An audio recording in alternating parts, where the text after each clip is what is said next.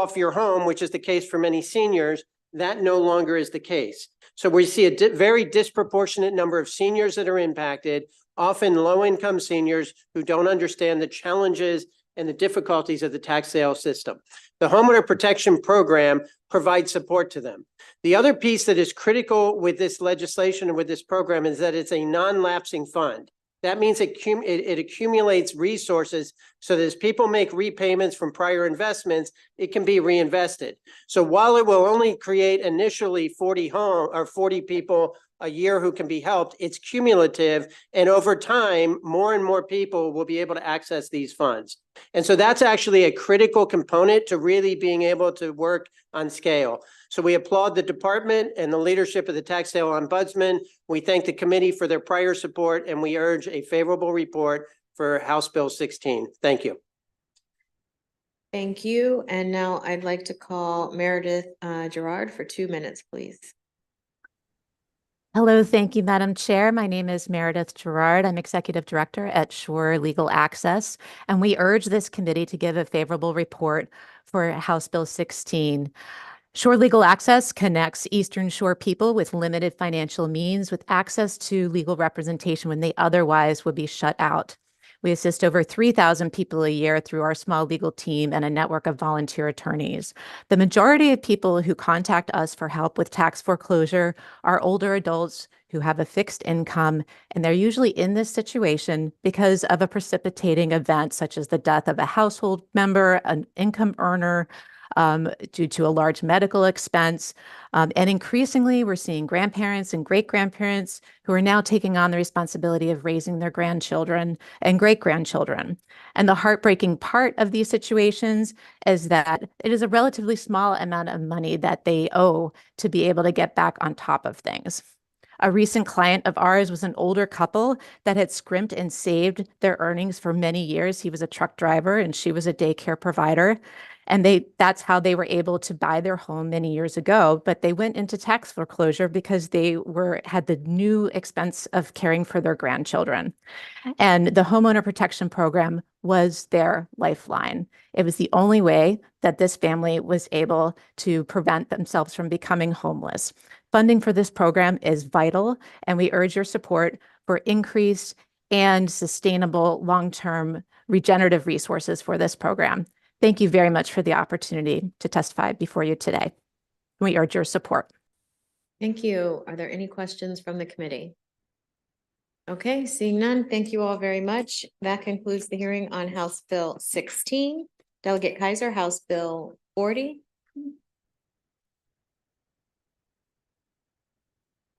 And if John Marion is in the virtual waiting room, we can pull him up. No, he's not there. Okay. Madam Chair Atterbury and distinguished members of the Ways and Means Committee, it's my pleasure to come before you for the umpteenth time and offer testimony in support of a bill to pass election law post-tabulation audits, risk limiting audits. And thank you. This committee and the House of Delegates have passed it 3 years in a row. And I believe this is the year that we can pass it in the state Senate. And I believe we have certainly the well more support from the State Board of Elections than we've had in the past. Just for those who are new here, want to describe the process a little bit. But first, want to say that this legislation is about election integrity, and that nothing matters more to our democracy than free and fair elections and citizens' belief that our elections are free and fair.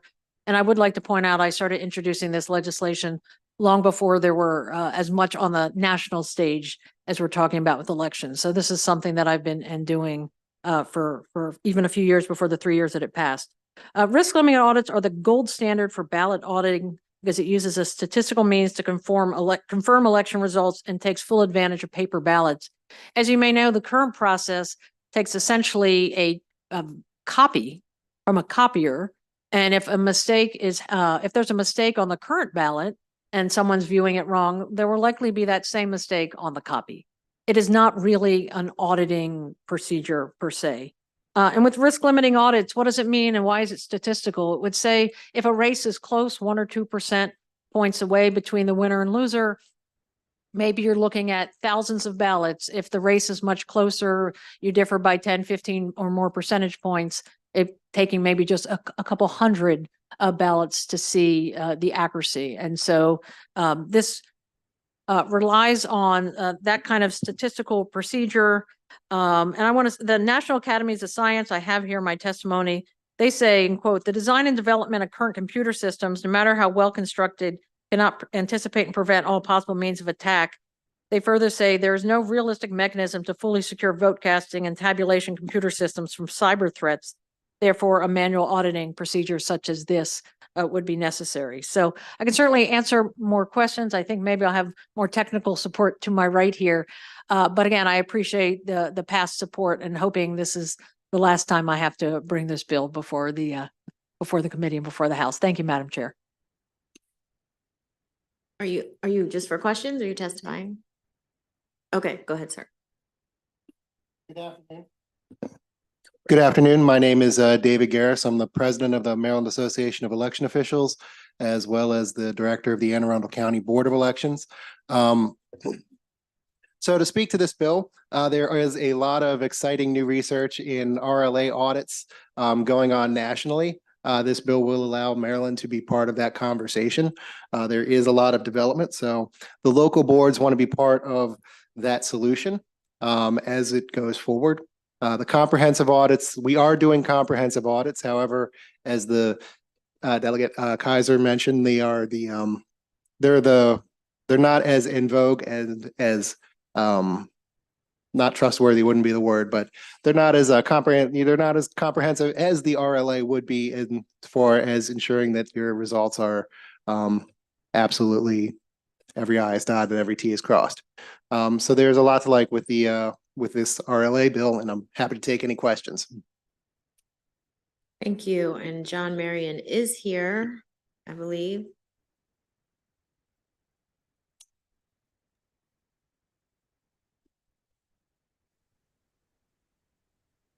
Yep, 2 minutes. Thank you. Good afternoon. My name is John Marion, and I work for Common Cause. I'm joining you today to testify in support of HB 40, a bill that would require risk-limiting audits after all statewide elections in Maryland. Common Cause has also submitted written testimony to the committee. I was asked to testify on behalf of Common Cause because I have worked extensively on risk-limiting audits in my home state of Rhode Island. In 2017, Rhode Island became the second state to require risk-limiting audits for each statewide election. In 2019, I was part of a group of advocates, academics, and election administrators who helped pilot those audits. In 2020, Rhode Island began conducting mandatory risk-limiting audits after every presidential primary and general election. Rhode Island's experience matters because, like Maryland, most voters cast their ballots into precinct tabulators at polling places, and Rhode Island has the same voting system vendor as Maryland. That is very different from Colorado, the first state to adopt risk-limiting audits, where almost everyone votes by mail and the voting system is supplied by a different vendor. In a nutshell, Rhode Island is here to say that Maryland can and should conduct risk-limiting audits. As we state in our written testimony, risk-limiting audits are widely accepted as a best practice by a wide-ranging number of groups that you've heard about earlier. That is because risk-limiting audits are the only method for not only identifying incorrect election outcomes, but fixing those outcomes. Risk-limiting audits have other benefits as well. They enforce a level of discipline on election administrators for things such as chain of custody of ballots. That discipline has benefits for other functions they perform, such as recounts. Even if Maryland never has the sort of catastrophic failure of an election system that we did in Rhode Island, where an incorrect outcome was almost certified, risk-limiting audits can be a benefit to your state. I'm happy to answer any questions the committee may have. Thank you, Delegate Fair. Thank you, Madam Chair, for the moment. And thank you for bringing this bill forward again. I was happy to support it last year, but I just had a process question. We're having a lot of conversations this year, and I'm sure in the following years around ranked choice voting and other alternative voting methods like range voting, approval voting. I was just wondering, from a technical perspective, is this audit, would it, if the state chooses to move in any of those directions, would this audit be able to adjust with that, with those changing election processes? Delegate Fair, thank you for that question. I believe so, but certainly we can get back to you with that answer. That I believe that this could still work and just to add to a point I should have said later, that it's a faster, more efficient audit as well. But I will get back to you on that in particular. I appreciate it. Thank you so much. Any other questions from the committee? Okay, seeing none, thank you very much. That concludes the hearing on House Bill 40, House Bill 277, Delegate Kerr.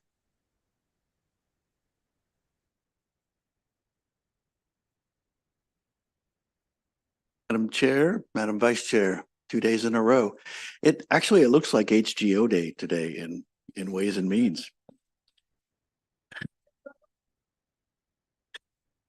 So I'm here with Ken Kerr, delegate from Frederick County, here with Frederick County Bill, House Bill 277, local gaming and authorization for electric tip jar dispensers.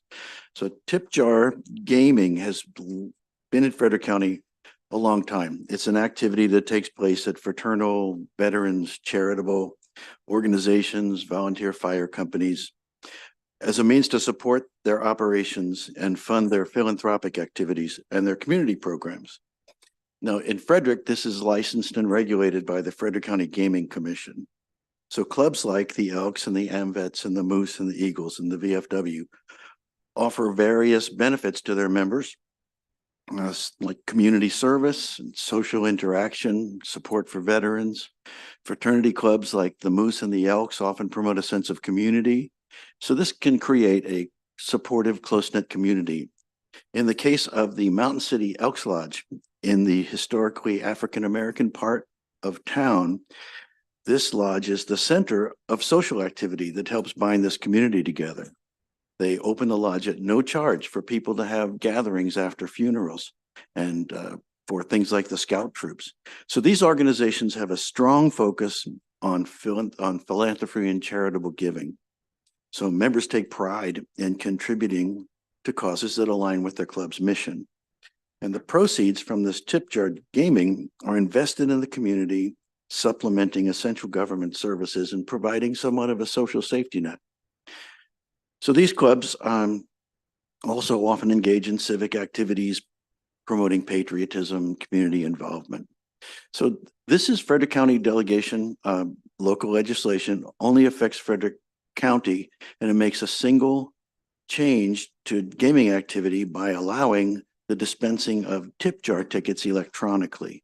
So this does not expand or increase the number of locations or the entities that are able to use this type of gaming. So the bill comes at the request from these fraternal, veterans, and charitable clubs for two reasons. One, to reduce hand-to-hand contact that we saw was so problematic during the pandemic.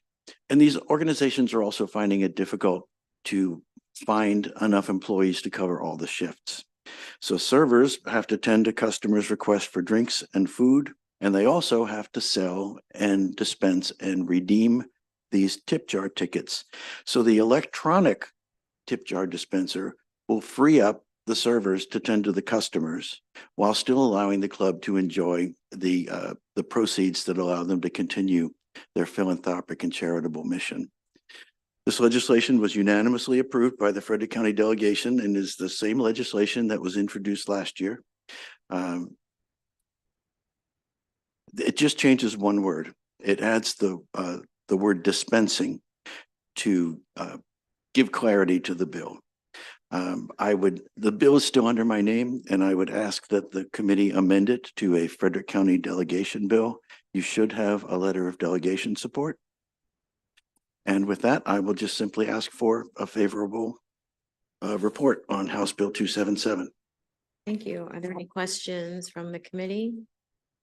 For those of us that don't know, because this was explained to me during the interim, how does a current tip jar, first of all, what is a tip jar? And how does it currently work? It's happens to all of us at least once. The tip jar right now is a physical ticket that you tear the top off of, and it reveals whether you've won a prize or not. And there are typically 1,000 tickets in a bundle, and there are perhaps 300 winning tickets in different denominations. So typically what people will do, if it's a low payout ticket, they'll simply exchange it for more tickets. And so you can see that when people all are waiting for their food and their drinks, and the single server tending to the social room has to also sell these tickets and redeem them for the payouts, it slows things down and reduces the ability to serve the customers promptly.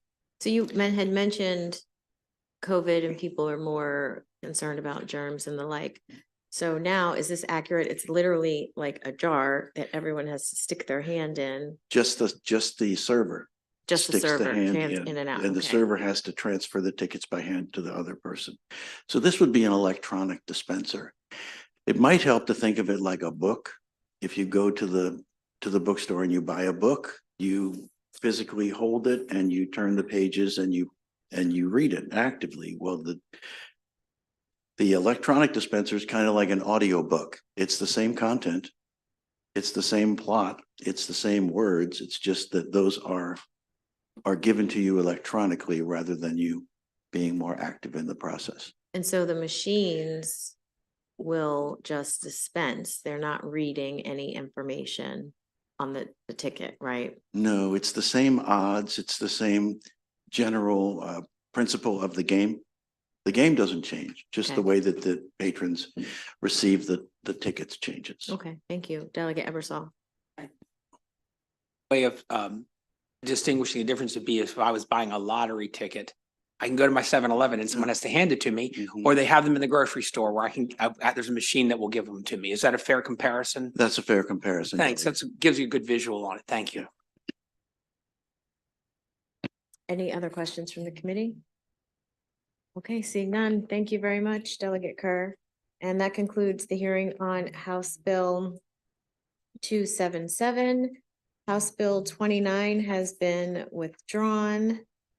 And I do not see Delegate Lewis, so we are going to skip House Bill 89 for now. And I do not see Delegate Cardin. So we're going to skip House Bill 100. I do see Delegate Pruski. Come on up. House Bill 100. And whenever you're ready, Delegate Pruski.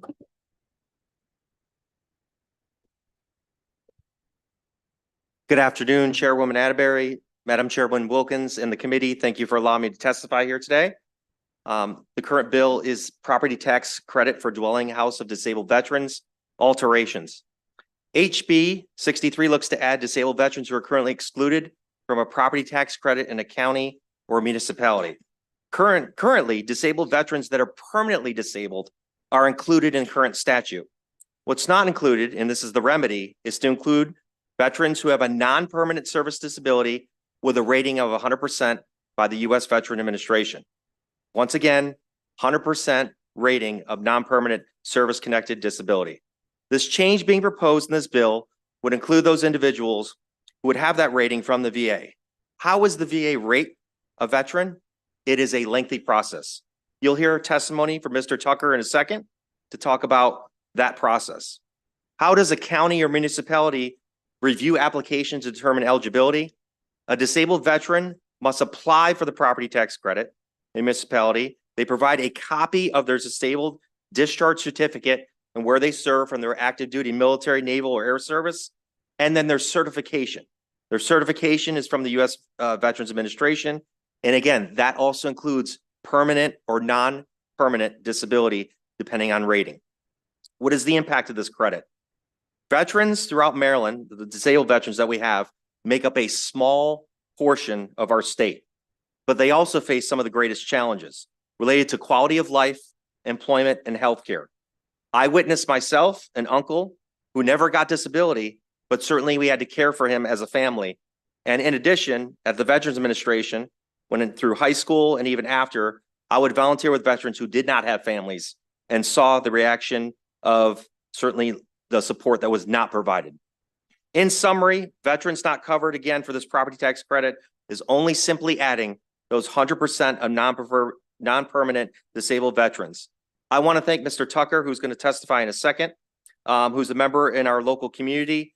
And he brought this attention to my senator in District 33, Senator Guile, and trusted us to bring this to the committee in the Maryland House of Delegates.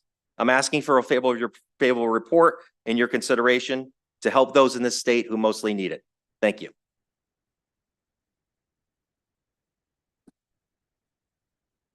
Good afternoon, ladies and gentlemen. I want to thank you all for what you have attempted and what you have accomplished in support of our military, both active and those of us no longer active. I'm Roy Tucker. I'm an honorable discharged member, former petty officer of the U.S. Navy, serving from 1965 until 1972. As a Vietnam veteran, I served aboard the USS Boxer in Da Nang, Nha Trang, and Cru Nan, and later aboard the USS Shangri-La in the Mediterranean. It was in Vietnam where I and others were exposed to Agent Orange, which led to our health problems and to some premature death. I was diagnosed with prostate cancer in the late 1990s, attributed to my exposure. I've suffered a total prostatectomy, 2 sessions of 34 treatments of radiation, and an additional session suggested just 2 weeks ago by my oncologist, and all the adverse side effects of those procedures.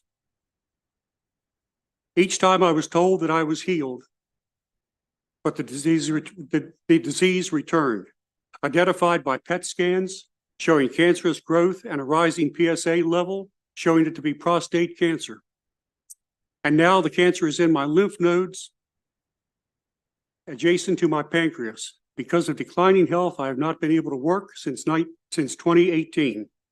The state, as noted, has a program of property tax relief for veterans declared 100% disabled and permanent. Permanent being the operative word. I fail to qualify for that program because I am not, for some reason, considered by the VA to be permanent.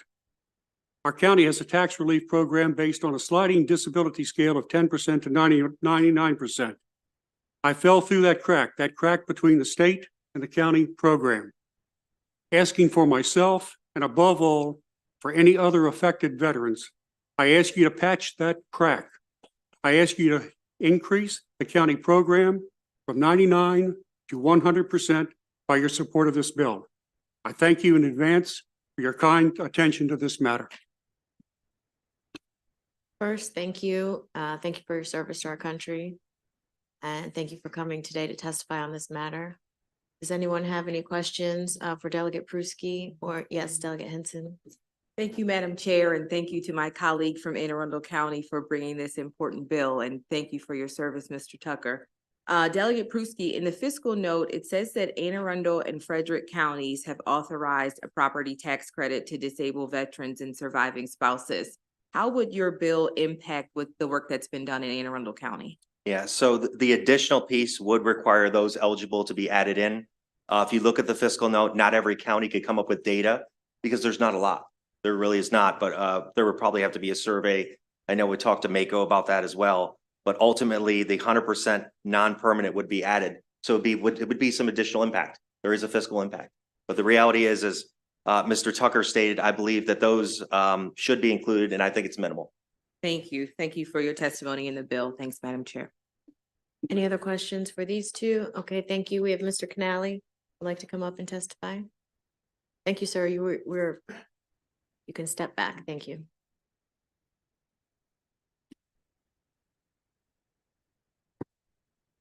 Good afternoon, Madam Chair and members of the committee. Kevin Canali here on behalf of the Maryland Association of Counties in support of this bill with an amendment. This is a local option property tax credit. So for the counties that have already enacted it, all we would ask is that that be also a local option to add additional people to the program. The counties that have adopted this credit, they did so under one set of assumptions. And if we broaden it, that could change the fiscal impact. So if the state wants to add this to the criteria for counties who have not yet adopted this, completely fine with that. But for the counties that have, we would just ask that this addition also be a local option. And I'm happy to answer any questions. Thank you. Are there any questions for Mr. Canali? Okay, seeing none. Thank you very much. That concludes the hearing on House Bill 63.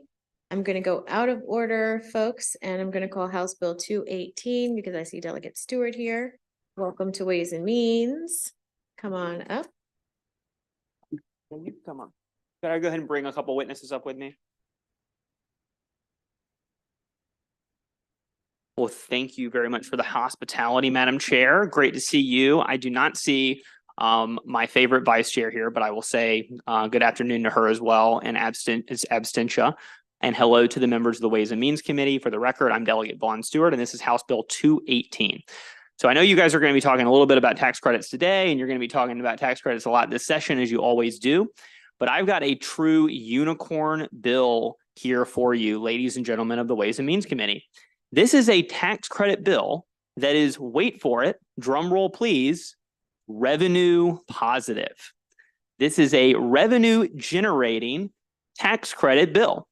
Now, how does this work? Well, under current law, we have a long-term care insurance tax credit. So when people sign up for long-term care insurance, which we hope many people will do, in the first instance, their first year or the first time they apply for this, they're eligible for $500.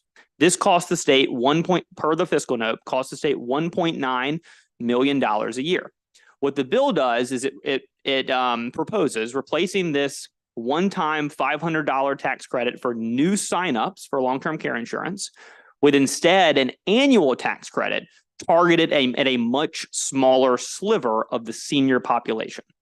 And that population are seniors who would be eligible for this would be seniors 85 years and older who make $100,000 or less, or $200,000 if they're filing jointly and both couples fit into this category.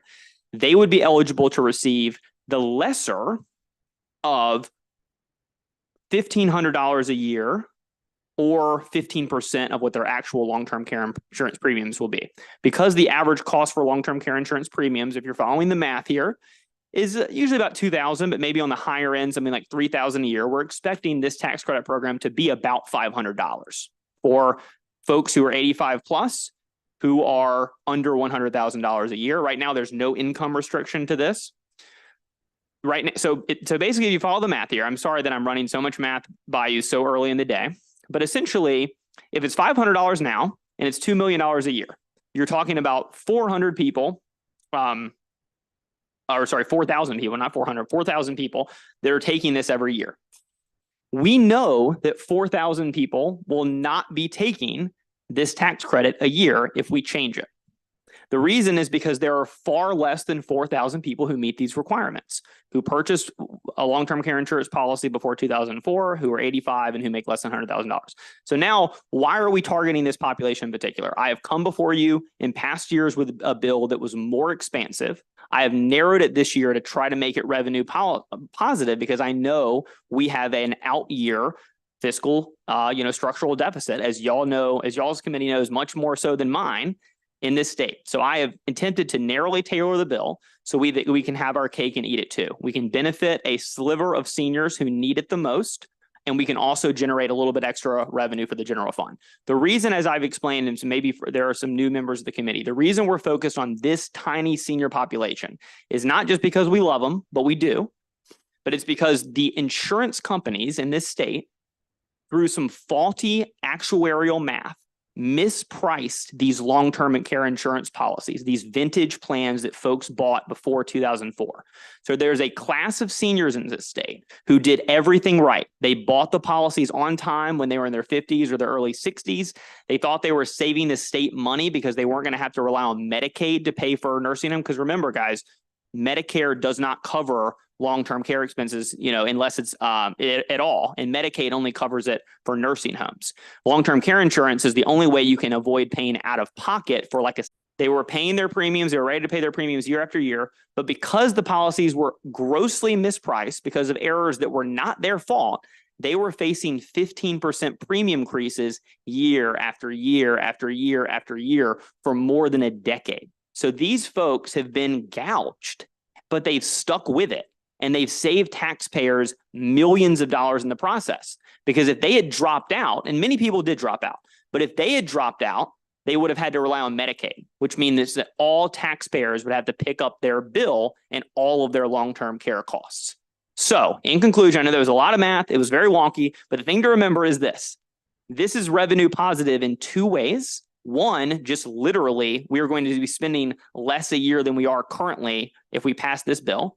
But it's also revenue positive if you look forward and you speculate a little bit, because if we can prevent one senior from not dropping off their long-term care insurance plan and instead relying on Medicaid, that alone will save millions, because the average cost in a nursing home for Medicaid is currently in Montgomery County. It's a little bit different statewide, but in Montgomery County is about $130,000 a year. So this bill presents an opportunity to get a little bit of money in the general fund and provide a lot of relief to some of our most vulnerable seniors who, through no fault of their own, have been honestly kind of exploited by the insurance industry. And we're going to hear from the insurance industry later. By the way, I'm not speaking ill of them. They've done everything they can to correct it. They admit their fault. I'm not being mean to them. They're with me on this. You'll hear from them later, but I urge a favorable report.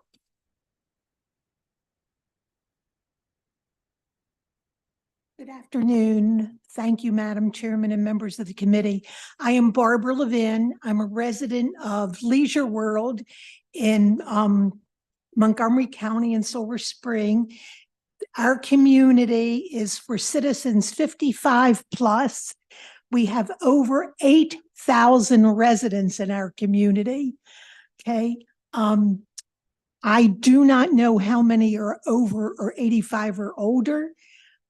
But I will tell you, those people that bought long-term healthcare insurance, the premiums were astronomical.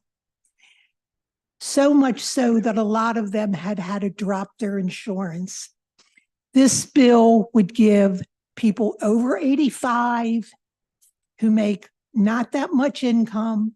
You may think 100,000 is a lot, but in today's economy, it really doesn't go that far. So I would urge you all to give Delegate Stewart's bill very serious consideration. It will help a lot of people who really could use your help. And as I'm looking around, maybe all of you need to think of your parents and grandparents when thinking of passing this bill. Thank you. My name is Paul Schwartz, and on behalf of the National Active and Retired Federal Employees, NARF, I testify today in support of HB 218, which establishes a tax credit to help those seniors who purchased long-term care insurance plans before 2005 to keep it. Medicaid, as was mentioned, is more than a quarter of Maryland's budget, and nursing homes account for a major portion of Medicaid expenditures. And anything that extends the period of home care and delays entrance into nursing homes saves Maryland money. There really is some truth to saying you have to spend money to make money. Now, I was prepared to tear apart the fiscal note, but since it was indicated that it's revenue neutral, I'll save that for the next two bills I'm going to testify on behalf of. It is important to remember that the bill applies to a very limited universe of individuals. First, the tax credit is not available, as mentioned, to taxpayers who are under the age of 85. Who have adjusted gross income of more than $100,000 or individuals with $200,000 for joint filers. Second, it doesn't cover all those who bought the coverage but had to drop it because they couldn't keep it with the high premiums. And lastly, sadly, it doesn't cover any of those who bought the coverage but didn't live long enough to use it. Let's do a little something to reward those seniors who survived long enough to see some benefits to their perseverance. This does not, I remember, create new enrollees. It just rewards those who kept it to be able to keep it. And not to get too morbid, but how many more tax filing years do people over 85 have? Let's give them something, okay? It's not going to break the bank. So I strongly support this bill, and I hope everyone here does too. Thank you. I'm going to ask if Brett Linginger is here, or Phil, I'm going to say Phil Kenderzewski. It's you're both in support of the bill, I guess. Go ahead. And thank you, Madam Chair and members of the committee. Philemon Kenderzewski here today on behalf of the League of Life and Health Insurers of Maryland and the American Council of Life Insurers.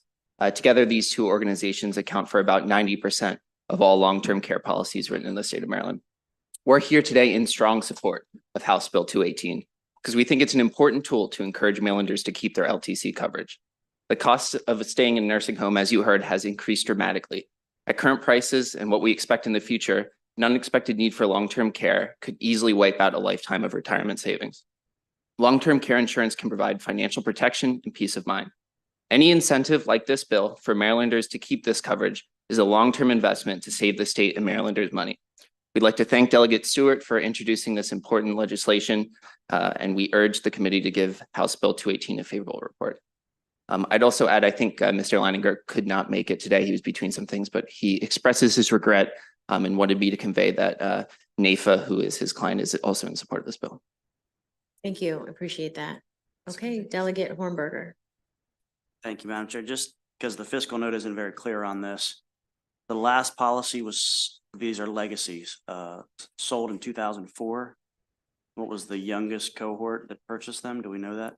Yeah, that's a good question. Well, technically, you can purchase a long-term care insurance policy at age 18, theoretically, Okay. but usually people don't start purchasing them until they're in their mid-40s or later, with the average age, I think, being somewhere between 50 and 55. So if you do the math, if the latest you could purchase it is 2004, that's 20 years ago. So basically what you're talking about is maybe the youngest people were probably around the youngest people would have been probably about 40, maybe. And so now they're 60. So we would maybe have another 20 years of this program even existing, and then it would be phased out. And then essentially there would be no more, even 1 million or 2 million going to it.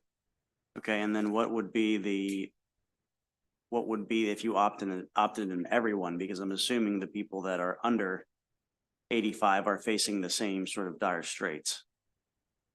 Right. So, I mean, it's ultimately up to the committee's jurisdictions if we have the general fund revenue to include people younger than 85. In past iterations of this bill, I did include everyone who had one of these legacy plans that was under a certain income level. I decided to move it up to 85 because those are the folks that have stuck it out the longest.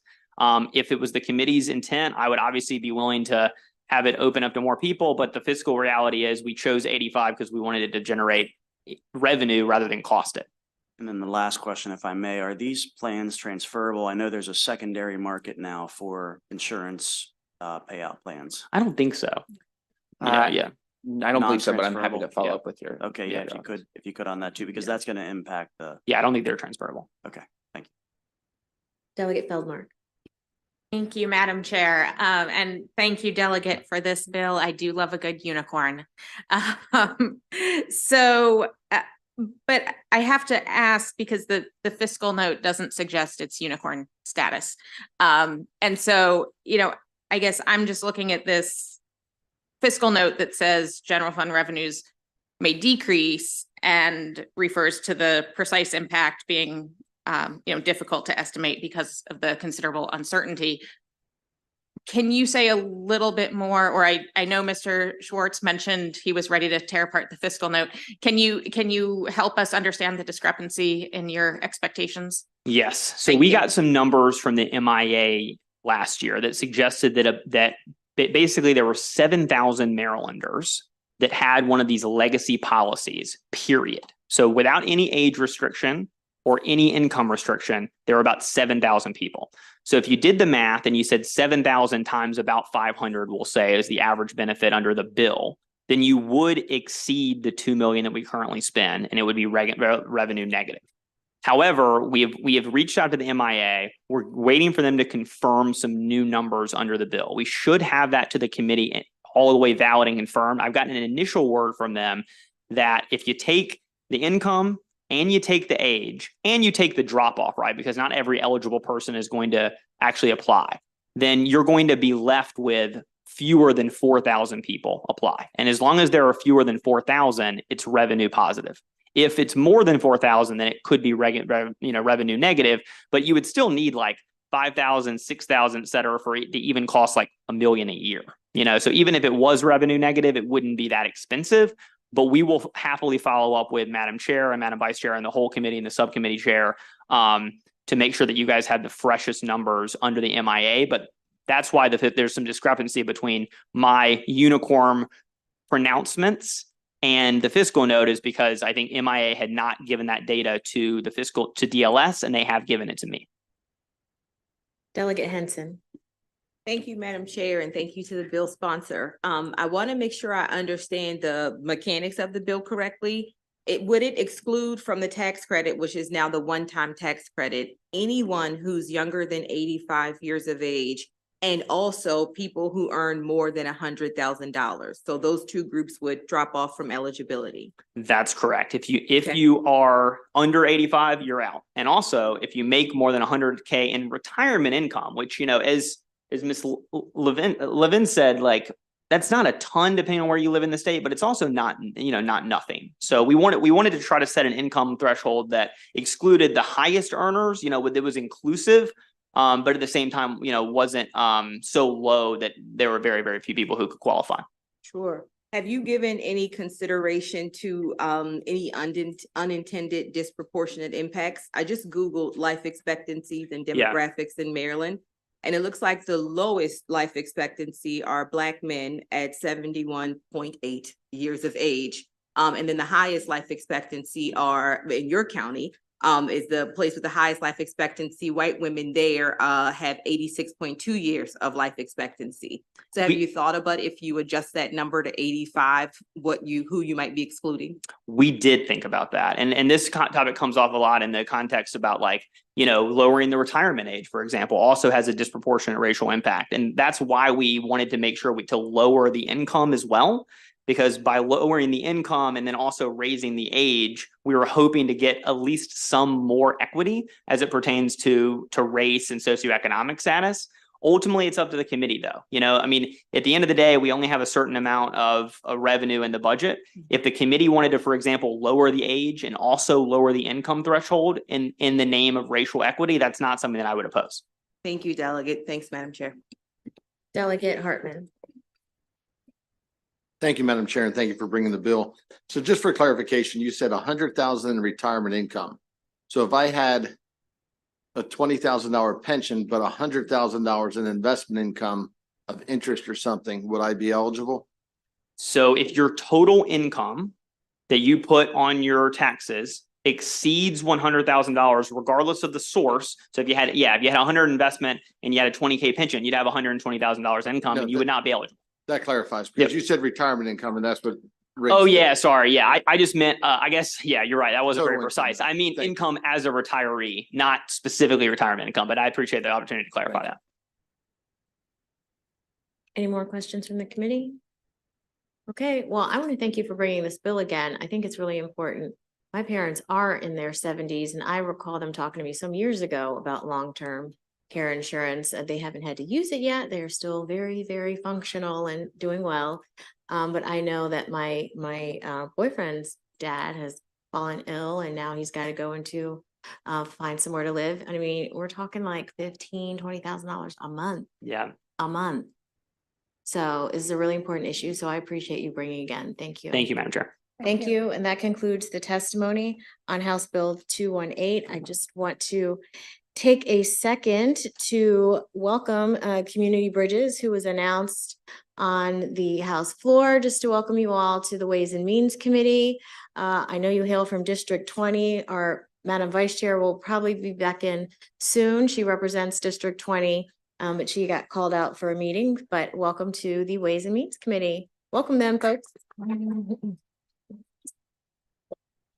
Next, I'd like to call House Bill 100, Delegate Cardin.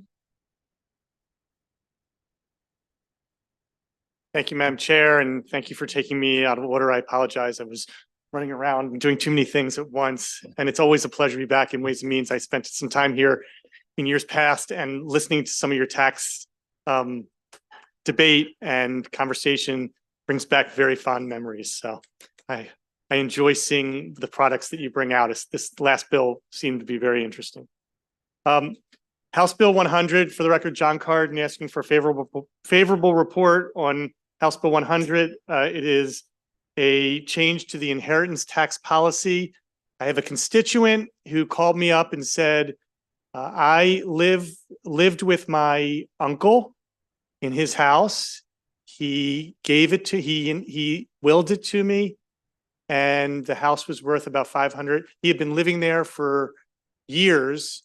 The house was worth about $500,000. In order for him to inherit it, he would have, because he's not a direct beneficiary, an immediate relative, a sibling or a parent or son or daughter, he was going to be required to pay the 10% inheritance tax, which was $50,000 or so, maybe a little bit more. He could not afford that, so he had to sell the house that he was living in order to pay the tax in the house that he inherited. So I tried to come up with what is a reasonable response to this dilemma without going overboard, to make it affordable for people who inherit a house that they are living in or they expect to make their primary residence, to make it affordable. And basically what it does is it says that I use the numbers that the federal government used for relief on student loans and tax relief of $125,000. If your adjusted gross income is $125,000 or less, $250,000 for a married couple filing jointly, you would pay the lesser of the 10% inheritance tax if you're qualified, if you're required to pay it, or 20% of your adjusted gross income. So if you make $100,000, instead of paying $50,000 for the inheritance tax, you would pay $20,000 for the inheritance tax. Again, I don't think that the fiscal note indicates that they're not sure how much this would cost. To be perfectly frank, I don't think that many people would qualify. However, for the people that would, this would be very important for, let's say, the dozens total across the state. This would be significant for them and for home ownership. So we think that we've decided, I think as a policy here, that home ownership is the pinnacle of the American dream, or one of the important things that we try and strive for.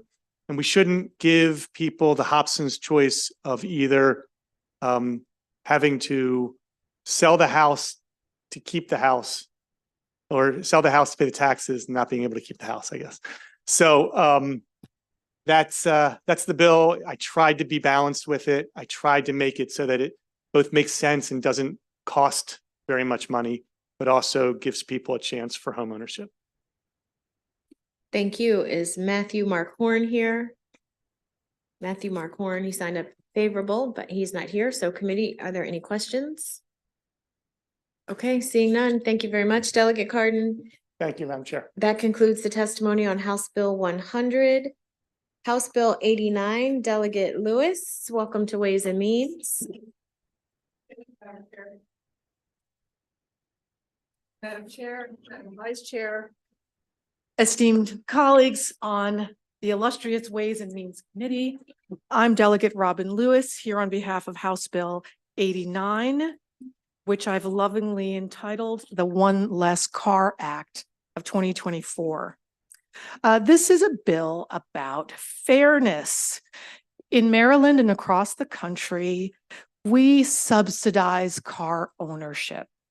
We create all sorts of incentives and tax credits and all sorts of attention that persuades folks that car ownership is a desirable state of being, when in fact, car ownership is impoverishing and it contributes to public health problems like vehicular crashes, injury, and death.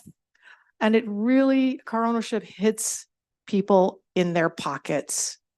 Owning a car can cost on average in this country about $9,000 a year.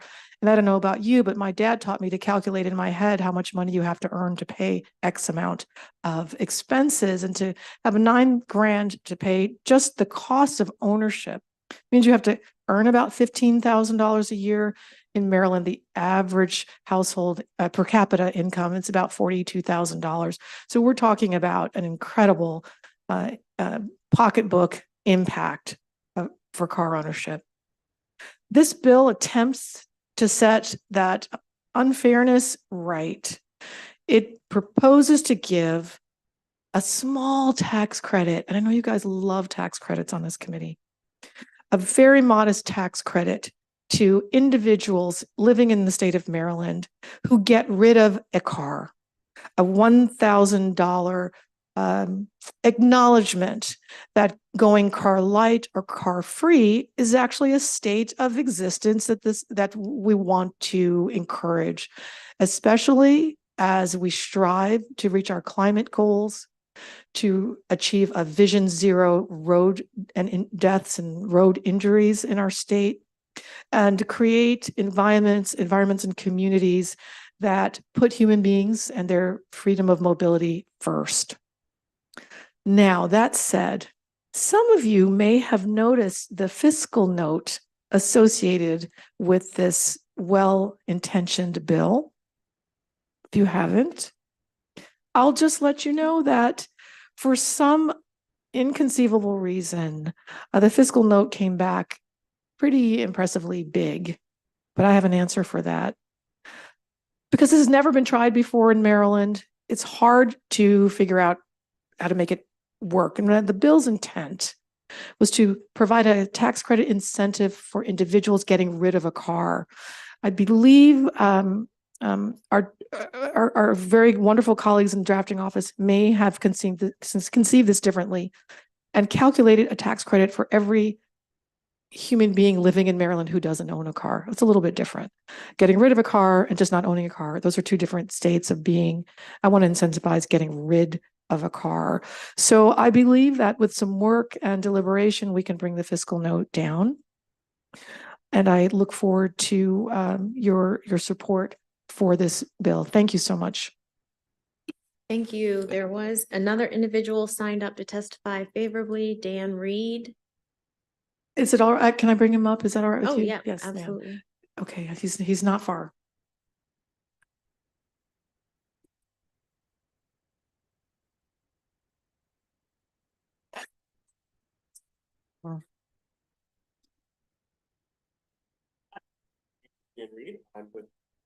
I serve as a regional policy director for Greater Washington. We're a nonprofit that works to advance racial, economic, and environmental justice in land use, transportation, and housing throughout the Greater Washington, D.C. area. And we support House Bill 89, the One Less Car Act. Studies show that commuting time, or put another way, access to reliable transportation is the strongest indicator of someone's ability to climb the economic ladder. That's a powerful incentive for many people to buy a car, even in communities with robust transit service, but it's also a significant financial burden. Between financing, insurance, and maintenance, Americans spend an average of $12,000 a year on car ownership. The One Less Car Act would provide a financial boost for the over 206,000 Maryland households who do not have access to a car, which is roughly 9% of all households statewide. It's also an incentive for those who consider going car-free. Maryland already provides tax credits for people who choose to buy an electric vehicle, and this puts people without access to a car on a level playing field. We ask for a favorable report. Thank you. Thank you. Questions, Delegate Attar? Thank you, Madam Chair, and thank you, Delegate, for this bill. Are there any other places who do things like this? Thank you so much for the question. There are a couple of places that have tried to do it, and I think one place that's done it successfully. The state of California attempted to pass statewide legislation creating a one less car benefit. The California legislature passed it, and the California governor vetoed it, which was not very nice. And I believe there's one other place. Dan, can you help me do? Isn't it? France. Yes. Okay, thank you. Thank you. Delegate Henson. Thank you, Madam Chair. Thank you, Delegate, for bringing the bill. What sorts of families or communities do you think would be impacted by this legislation? Thanks for the question, Delegate. I think a lot of families that don't necessarily ever qualify for tax credits would benefit. Families that are earning at or below the average per capita income, for example, that $42,000 or so household income a year.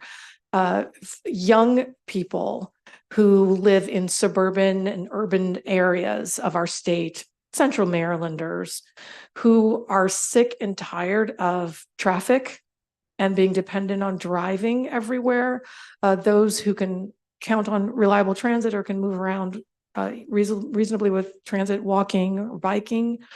And that's a lot of young people who just want to get rid of cars and do their part to help us reach our climate goals, I think they would be interested as well. And I also have to mention that this is a racial equity issue. In my city, in Baltimore, about 30% of all households do not own a car. As we mentioned, the cost of car ownership is prohibitive. And also living in an urbanized, suburbanized area, you shouldn't really need to own a car to get to work and school.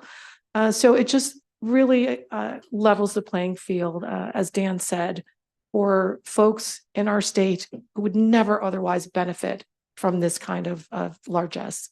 Thank you. Thank you, Madam Chair. Delegate Feldmark. Thank you, Madam Chair. And thank you, Delegate, for this bill. I just wanted to clarify my understanding.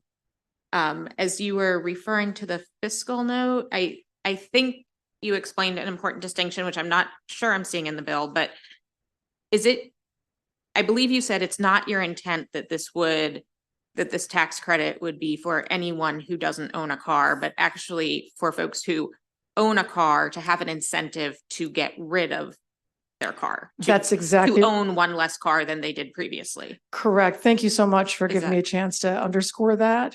You are correct. This bill is designed to incentivize getting rid of a car. Okay. When you already own one. And I think we can go, I'm willing to go back and work with the fiscal analyst, see if we can't make that more clear. Okay. Yeah, I'm not sure. From a quick read of the bill, I feel like that intent may have been slightly missed in the drafting, which would explain the fiscal note difference. So happy to continue that conversation. Thank you. Thank you. Thank you, Madam Chair. Delegate Young.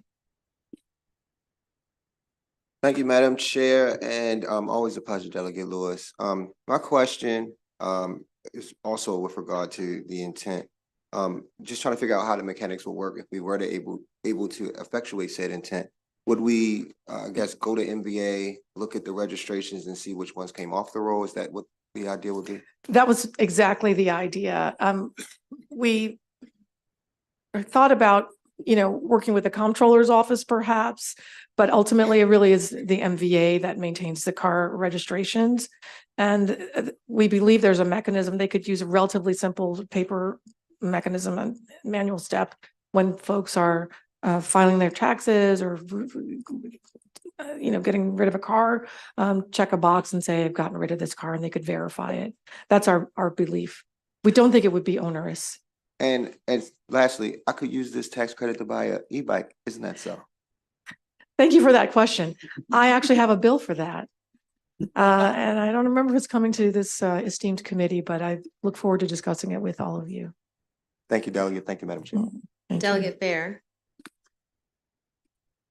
Thank you, Madam Chair. And thank you again, as everybody else has said, for bringing this bill forward. I was also on the fiscal note looking through it, and it seems to be the majority of the fiscal note lies inside of these three positions that the comptroller's office would have to bring on. Is it your contention that that would be unnecessary to bring on these three positions to enable this one small credit? Yes, thank you for the question, Delegate. Indeed, I do not believe that the comptroller's office needs to hire 3 pins to make this work. Thank you. Mm-hmm. Delegate Miracle North.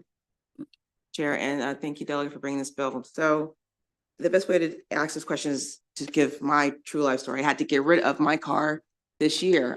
My car was valued at $500. I ended up buying a new car. So if I were to get this tax credit for $1,000, haven't I earned $500 out of me giving away the car as I'm reading this bill, or is that not what will be the case?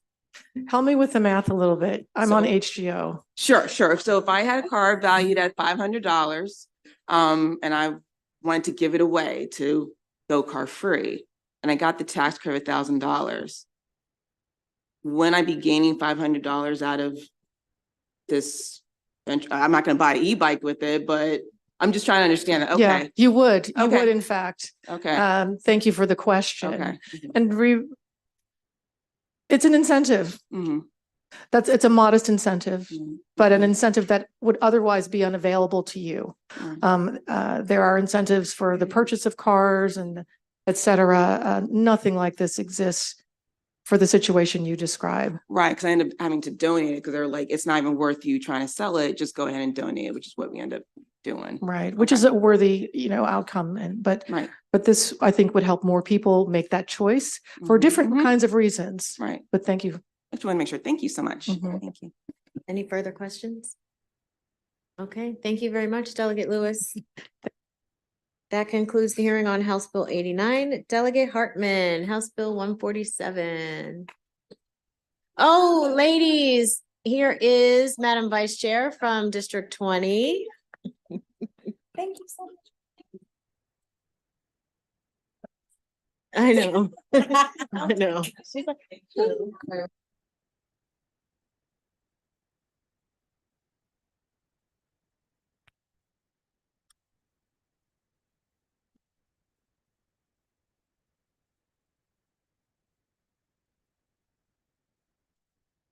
So thank you, Madam Chair and Madam Vice Chair, before you run away, members of the committee. It's for the record, Delegate Hartman here with House Bill 147, tobacco tax stamp refunds lost due to theft.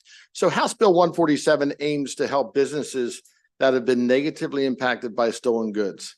The legislation addresses an issue of fairness, which we just heard, and would provide businesses with the opportunity to recover economic losses from stolen property.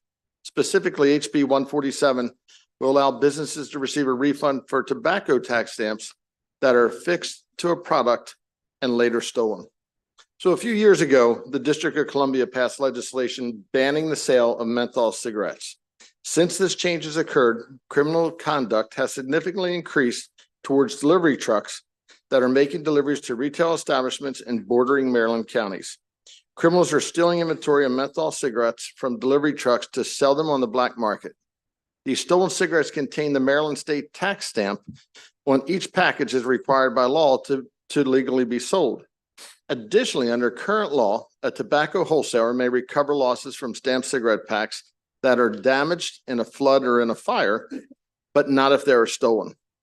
So included in the legislation are requirements for a business to recoup the economic losses, such as providing the comptroller a copy of the police report with a detailed inventory of the stolen property and providing the comptroller with a notarized affidavit attesting to the truth of the information provided in the claim for a refund. Furthermore, HB 147 contains measures that establish fines for any efforts to fraudulently claim this economic loss. The language in the bill was worked out over the summer between the comptroller's office, the cigarette wholesalers, and the Alcohol, Tobacco, and Cannabis Commission. I ask for a favorable vote on HB 147. Bruce? Thank you, Madam Chair and members of the Ways and Means Committee. For the record, Bruce Periano. I'm here on behalf of the Maryland Tobacco Wholesalers Association. Very strong support of this legislation. Please look at this bill as a business bill because that's all it is.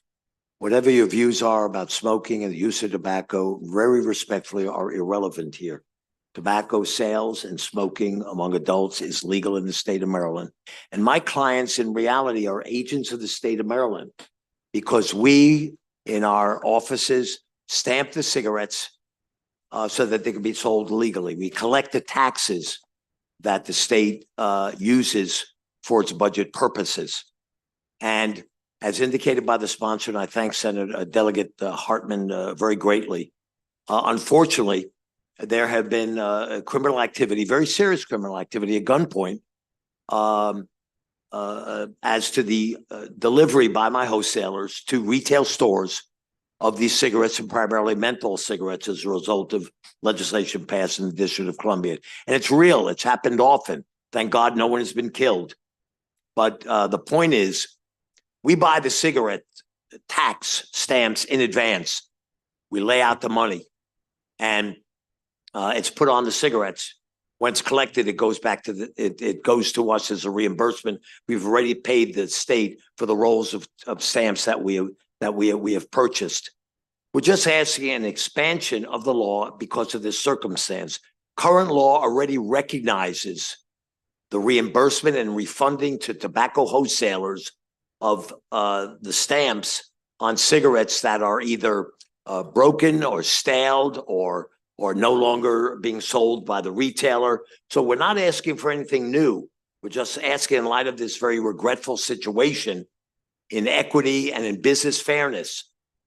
The wholesalers are needed by the state of Maryland to do their function as long as cigarettes and tobacco are sold lawfully and legally in the state of Maryland, and the legislature is taxing it and using the money for good purposes. Again, I thank the delegate greatly, urge a favorable report. I really ask you just look at this as a business issue because that's all it is. And it's a very fair, necessary issue because there's no reason why when we pay and buy these stamps and they're stolen, we should not get reimbursed and get paid back. I'll say finally, as the sponsor Can I have indicated, you wrap up, please? spend a lot of time with the comptroller's office and the alcohol and tobacco cannabis people. Thank you. Hello, and thank you for allowing me to be here today. My name is Christopher Worth, and I'm the Assistant Manager of our operations for the George J. Falter Company located at 3501 Benson Avenue, Baltimore, Maryland, 21227. I reached out to Bruce to have this bill introduced after our trucks are being robbed at gunpoint every week and sometimes twice a week. Currently, the counties and cities within the state of Maryland are failing to provide safe streets for our trucks to make deliveries on. Previously, we called police for help when we spotted a known vehicle of a previous robbery following our truck. We were told there was, quote, no law against following us. The vehicle followed our truck until it pulled into the Prince George's County Police Station. Another time, a known vehicle from a previous robbery was following our truck on Route 95. They followed our truck for miles and miles from Maryland into the state of Virginia. State police had the vehicle surrounded and decided they didn't have a reason to stop the car. We had video evidence of that car being involved in one of the truck robberies. I reached out to the ATF and was told to call the TTB. Both gave me reasons why they couldn't help. So when the police won't act or are unable to help us, where are we supposed to turn for help? This is a pass-through tax that we, the wholesaler, collect for the state. Over the years, we've collected hundreds of millions of dollars to help the state in many ways. The world has changed greatly since the tobacco laws were written. In the event of theft, the tax was never collected and we should not have to bear the loss. The current law needs to be changed so that the licensed wholesaler can get a full tax credit lost due to documented theft. I would ask you to vote in favor of House Bill 147. Thank you for your time. Thank you. Are there any questions from the committee? Delegate Feldmark. Thank you, Madam Chair. So can you just help me understand if, I think in, maybe it was Mr. Bariano's testimony, I think someone mentioned that there's already a similar provision in cases of spoilage or like if your store floods and you can't sell the cigarettes. Can someone Yes, explain that to respectfully, me? Delegate, Sure. if you look at the bill, I'm Mhm. sorry, I don't have a copy in front of me. The current law is Mhm. laid out. And you'll see the current law dealing with refunds for tobacco stamps. Right. There's other provisions dealing with others. And in that, already there is a procedure in the law where tobacco wholesalers can get refunds for stamps they've put on packages of cigarettes if they're stale, they've been mutilated or physically destroyed, like the cartons, et cetera, or maybe there's been a flood, or a brand has been discontinued by the manufacturer and they've already been stamped and they no longer can be sold. So my point is, if you look at current law, it allows other circumstances. It's longstanding, Delegate. Mhm. I know it, having So- represented this client, that's not a new. So in light of this circumstance, which is not going to stop, unfortunately, I don't know why theft was excluded under the current law, but we're bracketing that out in our proposal. And without trying to repeat it, we have very specific way to ensure that lawful and legitimate refunds are made, properly documented and everything, and it's been reviewed by the state authorities that are involved in this. So the basic premise is that if the cigarettes are stolen, that's a comparable condition where they cannot be sold and it's beyond your control. Is Right, that because we've paid those stolen cigarettes, we've paid for the stamp. We've given the state the money for that stamp. And we are talking of millions of dollars, as Chris indicated. And it's nothing we did wrong.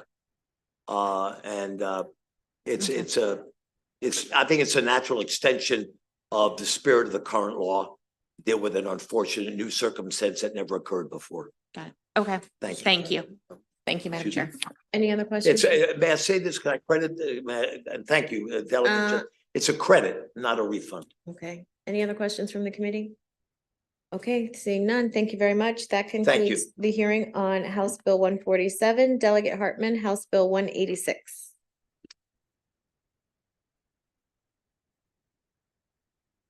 The mayor was texting me about that tax credit for elder care. He wanted to switch his testimony. No, just kidding, just bashing our mayor a little. Real funny, huh? Good afternoon, Madam Chair, Madam Vice Chair, members of the committee. Once again, for the record, Delegate Wayne Hartman with House Bill 186, Eastern Shore Code Counties maximum hotel rental tax rate. First of all, I want to thank you for the opportunity to present the bill, and thank you for your support of this very same legislation last year. It did pass in the House. House Bill 186 is a reintroduction of legislation that passed last year. The bill is completely enabling and would allow the Eastern Shore Code Counties of Worcester County, Kent, Caroline, and Queen Anne's counties to increase their maximum hotel tax rental rates from 5% up to including 6%. This bill itself does not raise taxes. Rather, it simply enables the Eastern Shore Code Counties to individually raise the maximum hotel tax rate up to an additional 1% if they so choose. Each of the 4 shore code counties have provided letters of support. Also the Maryland Hotel Lodging Association has provided a letter of support in conjunction with the Hotel Motel Restaurant Association, and the Maryland Tourism Coalition has also sent a letter of their support. As of now, there's only 1 county in the state that has a maximum hotel tax rate lower than 5%. Municipalities such as the town of Ocean City could use these additional funds to offset the cost related to tourism and public safety. As we all know, Ocean City is certainly an economic driver for the state of Maryland, and we need to protect the asset that Ocean City is. And it is a clean, safe, and affordable vacation destination, and we need to protect that. I ask once again for a favorable vote on House Bill 186. Thank you. Joe? Good afternoon, Madam Chair, Madam Vice Chair, distinguished members of the committee. I am Worcester County Commissioner Joe Matresic, and on behalf of the Worcester County Commissioners, I am seeking your support for House Bill 186 that Worcester County has requested and was voted on unanimously. This enabling legislation, which would grant the 4 Eastern Shore Code home rule counties, all of which support the bill, the authority to increase the hotel room tax from 5% to a maximum of 6%. With the unanimous vote of the commissioners now or in the future. I'd like to thank you all for your support last year. And in closing, I'm asking for a favorable report from you all today. Thank you so much for your time. Good afternoon, Madam Chair, members of the committee. My name is Rick Meehan. I'm the mayor of the town of Ocean City. Again, I want to reiterate what was said and support the presentation by Delegate Hartman. I want to thank you for your prior support and ask for a favorable recommendation for House Bill 186. And I'd also be happy to answer any questions if you did have them. Thank you. Submit everything's been said, I think. Thank you. Any questions from the committee? Quick question, Delegate, you mentioned that there's one jurisdiction that has, what jurisdiction is that? Talbot County is at 4%. Okay. So the range is from 4 to 9.5%. With if we go to from the 5 to the 6, we'd still be, there's maybe 50%, 50 percentile or something. But only one, Talbot. All right. No questions. Thank you very much. Thank you very much. Thank all you. for your time. That concludes the testimony and the hearing on House Bill 186. Delegate Vogel, House Bill 369.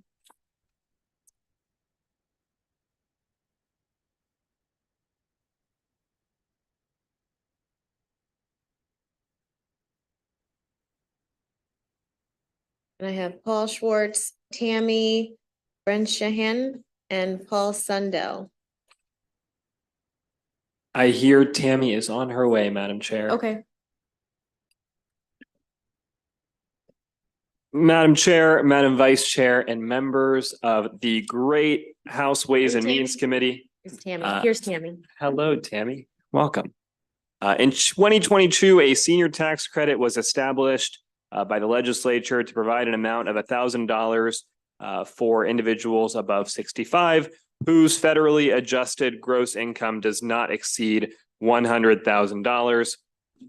And an amount of $1,750 was provided for those filing jointly or as a surviving spouse or head of household at the limit of $150,000. The total tax credit is reduced in a year when the September general fund estimate issued by BRE for that fiscal year is more than 7.5% below the March general fund estimate. In these years, the tax credit is reduced from $1,750 to $875 for qualifying joint filers, surviving spouses, or heads of household whose federal adjusted gross income is at least $100,000 and no more than $150,000. For all other qualifying taxpayers whose federal adjusted gross income is at least $50,000 and no more than $100,000, that credit is reduced from $1,000 to $500. Given the rising costs of living, the reductions in the total tax credit due to fiscal circumstances, and the need for our state to support, retain, and attract retirees, this tax credit should be raised, which is why I'm introducing with Senator Don Guile, HB 369, the Senior Tax Credit Enhancement Bill. HB 369 increases the eligible pool of tax credit recipients and increases the credit rate in tax years in which that September general fund estimate is below the March general fund estimate. HB 369 would enhance the senior tax credit to take care and provide financial relief for the seniors in our community that need help the most in order to keep pace with the rising costs and to maintain Maryland's edge in retaining, attracting, and retaining retirees in the state. The tax credit should be raised. I respectfully request for the committee to give a favorable review to HB 369. I am still Paul Schwartz on behalf of North, but more importantly, on behalf of seniors who would like to retire in place in Maryland. According to Comptroller Brooke Learman, there will be a sharp decline in revenue for fiscal years 2024 and fiscal year 2025. One of the main reasons why Maryland's economic recovery has been so slow is because total population growth is declining. While Maryland continues to see a population decline, states like the Carolinas are seeing continued increases in population, especially among retirees. On the one hand, we can't get tax relief for retirees because of loss of revenue resulting from population decline. Yet on the other hand, the population decline can be tied directly to the high cost of retiring in Maryland. And you cannot rely on the fiscal note because the fiscal note does not reflect the complete cost associated with the bill. Legislative Services does not have the capability to calculate cost savings and incorporate that calculation into the fiscal note. Legislative Services simply checks with the Comptroller's Office and takes a hard count of lost revenue and gives you lost tax revenue and gives you that figure in the fiscal note without factoring in any cost savings over the long term by keeping retirees here.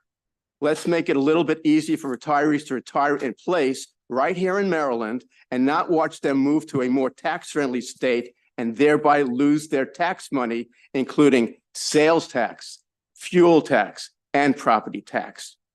We passed the original bipartisan legislation 2 sessions ago during a gubernatorial election year because neither the Democrats nor the Republicans want to be on the wrong side of the issue. Let's simply take that legislation this year and adjust it for inflation and help keep retirees here. Thank you. Good afternoon, Madam Chair. Sorry I wasn't here. I'm juggling between 2 committees today because it is Senior Day, it seems like, at the General Assembly. My name is Tammy Bresnahan. I'm the Senior Director of Advocacy for ARP Maryland, and we represent over 850,000 members over the age of 50. The rising cost of essential necessities, including groceries, utilities, and prescription drugs, is a significant concern for thousands of Marylanders, especially for older, retired Marylanders. Living on fixed incomes is not a joke. It is serious. In fact, according to an ARP study in 2017, 22% of Maryland residents stopped taking medication as prescribed due to rising cost, and that was before the pandemic and before inflation. Maryland retirees currently, as Paul said, pay federal income taxes as well as significant state and local taxes. A vast number of older Marylanders also fully support or contribute financially to the well-being of their children and their grandchildren, so actually helping the economy thrive. They also feel that they have limited options for rejoining the workforce. They're older, they virtually no time horizon to increase their savings. Within our state, Marylanders over the age of 65 create an economic impact, as Paul said, and they contribute to the longevity economy. A report prepared by Oxford Economics for ARP Maryland, 39% of the state's gross domestic product in 2018, totaling $163 billion, was that of people between the ages of 50 and 65. Moreover, the report found that state residents 50 years and older made up 36% of the Maryland's population, but supported 1.6 million or 44% of the jobs. AARP Maryland looks forward to working with all of you in enacting and implementing policies like House Bill 369, and we thank Delegate Vogel to preserve and support the economic engine in our state and help to ensure that older Marylanders can live their retirement years with dignity and independence here in Maryland versus in Virginia, Delaware, or the Carolinas. We respectfully ask for a favorable report on House Bill 369, and we did bring a few of our members here to support the work that we're doing today. Thank you. Thank you. If your members want to wave, stand up, wave, welcome. Thank you.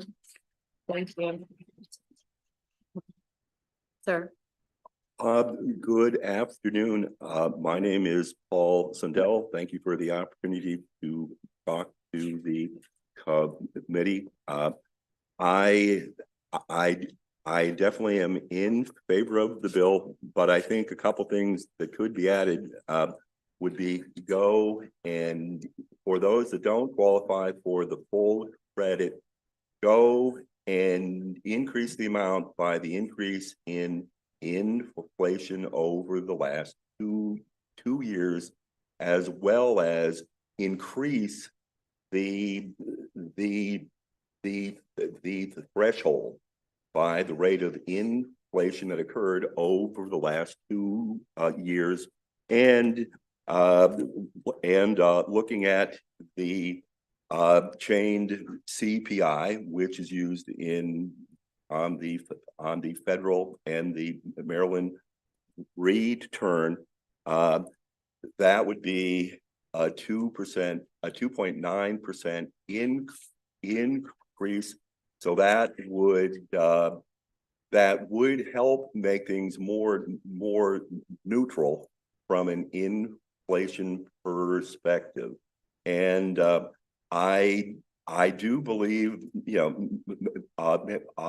Maryland has a real problem in retaining some of its residents, especially its more mobile residents, i.e. those that are retired or somewhat at higher income earners. There's looking at the survey by United Van Line, there's a 4% gap between people entering and leaving the state, but it's really big in a couple of areas. One is retirees. There's a 19% gap between those that are entering the state primarily for retirement and those that are leaving the state primarily for retirement, and our adjacent states are doing far better in that department than we are, and it's largely because Maryland is not a tax-friendly state, and for higher income earners, upper middle class or high income, defined as 150K or more. The gap is 7.3 and 3.6 Maryland has a major problem and it needs to get its financial house in order. Thank you, And, sir. and part of that is really try to get the education bill under control. If you don't, you will very likely have a Thank you, sir. declining tax I'm base. gonna have to ask you to wrap because up. It is spend in the state, and it's driving people Thank you. out of the state. Thank you. Thank you. Any questions for this panel? Okay, seeing none, thank you very much. Thank you, Madam Chair. Thank you. That concludes the hearing on House Bill 369. House Bill 66, Delegate Charkoudian. Can I bring up the panel? Yes. Liz and Sam, excellent.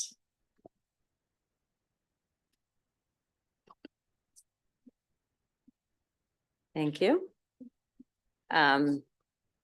Madam Chair, Madam Vice Chair, colleagues, for the record, Delegate Lori Charkoudian requesting a favorable report on House Bill 66. This bill is enabling tax credits for counties. This bill was brought to me by a county council member in Montgomery County, Councilmember Kate Stewart, and she has written testimony. She apologized she wasn't able to join us. It highlights a couple of areas that the county, Montgomery County in this case, but other counties potentially were interested in creating tax incentives to direct certain things to happen within the county. So this bill enables local counties to establish these incentives. Specifically, one of the incentives is related to some of the programs within the county right now are focused on rehousing people who have experienced homelessness. And the county is interested in establishing a tax credit for landlords who participate in certain ways in that program. We'll hear more about that from Interfaith Works in a moment. The second is a tax credit to incentivize and support teachers to be able to live in the county where they teach. We'll hear more about that in a moment as well. And the third is for health and safety upgrades to housing specifically. You may be aware of some of the fire safety issues in the state and the high cost of installing sprinklers, but there's other health and safety issues that the county, any county may choose to want to incentivize in multifamily housing or condominiums. And so the request was for a tax credit that would support that as well. So it's an enabling legislation that allows counties and Baltimore City to establish tax credits for those three areas. And I request for a report. Would you like to go next? Yes, I would. Good afternoon, Madam Chair, Vice Chair, and members of the Ways and Means Committee. My name is Liz Kruger. I am the Director of Homeless Services for Interfaith Works, which is a nonprofit based in Montgomery County. And I am very excited to be here today to testify in support of House Bill 66. So Interfaith Works serves about 35,000 individuals every year through programs such as emergency financial assistance, extensive vocational programs, and my department, of course, which is the complete continuum of housing. We have 4 emergency shelters in Montgomery County and 7 supportive housing programs. And we believe strongly that HB 66 would help alleviate the burden that is caused by property taxes and associated expense fees for nonprofits that own the supportive housing programs, that own the property in which the supportive housing programs are operated. So as an example, we have 3 homes that we own at Interfaith Works. 2 are for families, 1 is for individuals. And these are all persons that were formerly homeless. And this is an exceptional model. So with the landlord that is being the nonprofit, they are able to provide the supportive relationships and the stable housing. And we see that our residents almost always gain financial stability and most importantly, physical and emotional safety. So we would have 40 more of these if we could. The problem is that these are also the most expensive programs for us to run as a nonprofit. And at nonprofits, we count every single dollar. So we are asking that this bill be supported because of how it can alleviate that burden on nonprofits for property taxes and the related expenses. Thank you. Can you wrap up, please? Yes, Thank you. and so it is our hope that this legislation could further all nonprofits' mission of seeking equitable outcomes in Maryland. Thank you. Great. Thank you all. My name is Samantha Zwirling. I'm here representing the Maryland State Education Association, representing 75,000 educators across the state of Maryland. And normally I'm talking about teachers, but something I want to highlight around the bill is that this bill, this enabling legislation, is for all school system employees, not just for teachers. And so MSEA represents other school staff in the building, including custodial staff, food and nutrition workers, paraprofessionals. Many of these folks are not making a living wage. And I have been with leaders across our state from Calvert County, from Harford County, who have talked about they have worked in these school systems for 20, 30 years and still can barely make a living and are sometimes experiencing homelessness. So this is an important piece of legislation to help make sure that our educators are able to live where they work. And we appreciate this as then each county can decide what makes sense for them in their budgets, in their policies, and to help address the educator shortage. All of our counties right now are competing for educators, and a county could decide to implement this and be competitive for educators. So we appreciate the bill. We appreciate the time with the committee, and thank you. Good afternoon, Madam Chair, members of the committee. Kevin Canale here on behalf of the Maryland Association of Counties in support of House Bill 66. The panel has done a great job outlining the bill. I'll just say we really appreciate the flexibility. All three of these tax credits are things counties they care a lot about, right? And so the flexibility allows counties, big, small, urban, rural, to take a look and decide what can they afford locally. And so we really appreciate that. But again, health and safety, homeless services, teachers, making sure that we can recruit and retain our teachers is a big deal right now. So this is something we're super interested in. And again, we really appreciate the bill and the flexibility and would ask for a favorable report.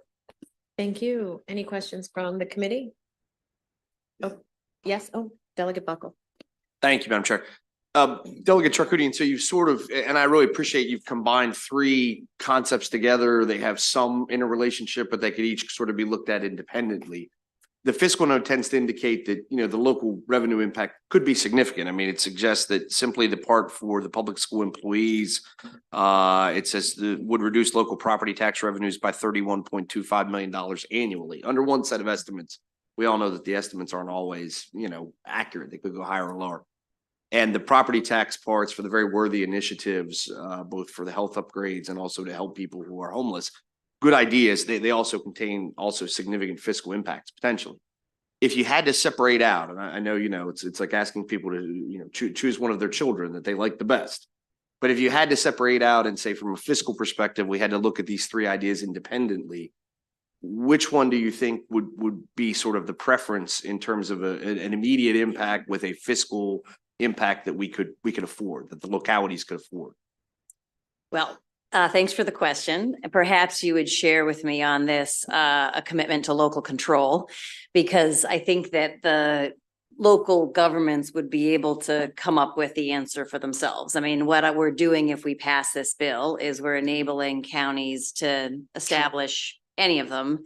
And I think that different counties would have different priorities, among these issues that it addresses. And I would urge that we wouldn't pick for them. They can either have all of them, they can have none of them, they can have one of them, and depending on the local county's priorities, they can decide which ones they want. So I would say we don't need to pick necessarily. And I appreciate that. And I had a question, I guess, for Mr. Canale with MACO. Frequently, we hear from a variety of counties, from the largest of our counties to the smallest, that they're having significant budgetary difficulties paying for state mandates, including the blueprint. Everybody's bill is going up significantly. Is it MACO's position that they would thus encourage the counties? I mean, I'm just looking at the fiscal impact of these potential implementing these programs, and it's a little incongruous to be like, well, we want to provide a benefit, for example, our public school employees, but one of the reasons why we don't have the revenue, we have revenue to increase our wages and our expenditures on public school employees. Does Mako have I've seen you do a lot of property tax bills. I haven't seen you do very many of them where you're like, oh no, this is great. So I'm just wondering. If this were a mandate, we'd oppose it, quite frankly. Okay. It's not, though. It's enabling. So again, I think like Delegate Charkoudian said, I think we should trust the counties to take a look at what's on the table. And we have a lot of tools in the toolbox right now. This just adds 3 more, and they can pick off the menu and determine what's best for their community and where the need is the most. Okay. Thank you. Delegate Plakovich-Carr, then Delegate Miller. Thank you, Madam Chair. Thank you, Delegate Charkoudian, for bringing this bill. I think this is a great idea.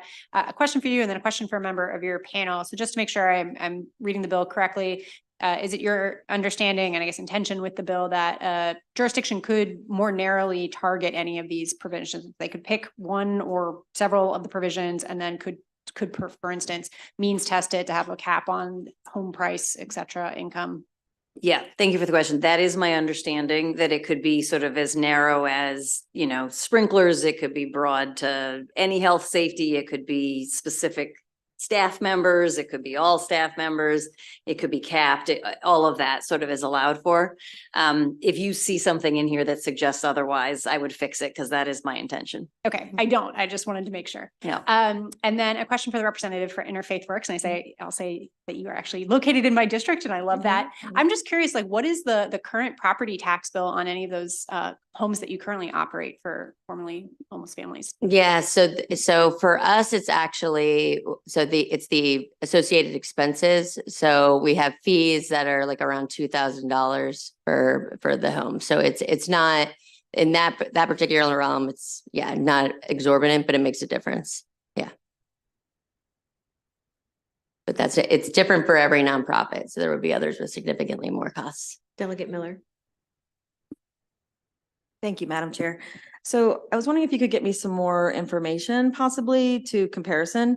So I'm looking at the analysis of professional salaries for Maryland Public Schools. It's dated October 22, and that is from MSDE. And I'm looking at the average teacher salaries, and keep in mind, these are 10-month salaries. So they're not, you could have it spread over 12 months, but the average contract is 190 days for teachers, which is a 10-month salary.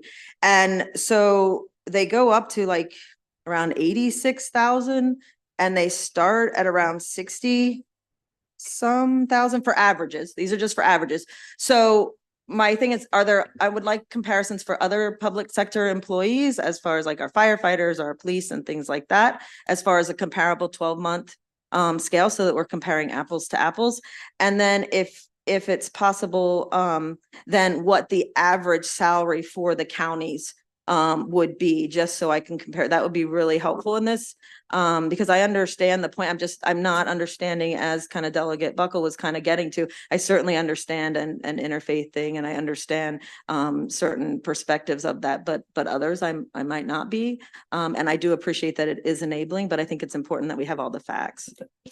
Thank you, Delegate. And we actually, every year we have a salary survey that we take from across the county. So I'm happy to share that with you as soon as I get back. That would be great. Thank you very much. Can I also answer that question? I do think it's my understanding that there already are tax credits, like in Montgomery County, for example, there already are tax credits for firefighters and other public servants to live in the county. And there just haven't been for public school employees, or there hasn't been the ability for the county to do that because there hasn't been enabling legislation. So depending on the area or the type of incentives you're trying to create to be able to support those to live in the county where they work, they may already be in statute enabling them. When this request was brought to me, the council member pointed out all these other that exist, but not this. So they may already be there as well. You might take a look. Right. And I just wanted to add as well, in terms of the public school employees, what you were looking at was around teacher salaries. And, this bill is wider than that, around support staff, around the school system. And so actually a few years ago, Delegate Wells had a bill, because we've had a really hard time getting average salaries for these other support staff in different counties, because they're either categorized in a different way or they have different salary scales. And there's not at the state level a way to compile, or there hasn't been a way to compile them. And so we had a bill a few years ago with Delegate Wells that we tried to kind of get this information and we're still trying to work with MSDE around salary scales for those other support staff. So unfortunately, at a state level, that data doesn't exist right now. And I appreciate that. And Yeah. from working with the Board of Ed, I appreciate trying to get lower salaries and help for individuals. And then my last question then so something you said sparked that, would it include then administrators, or could they carve that out? Because typically those is definitely a higher salary scale, even so. The enabling legislation allows the broader set of staff, and then the local jurisdiction in setting their tax credits could carve out whoever they wanted. Do you know if MSEA would support something like that? Carve outs. I mean, that would be on a local, like, we wouldn't take a position as a statewide association on a local bill like that. All right, thank you. Any further questions? Delegate Ebersol. Thank you so much, Madam Chair.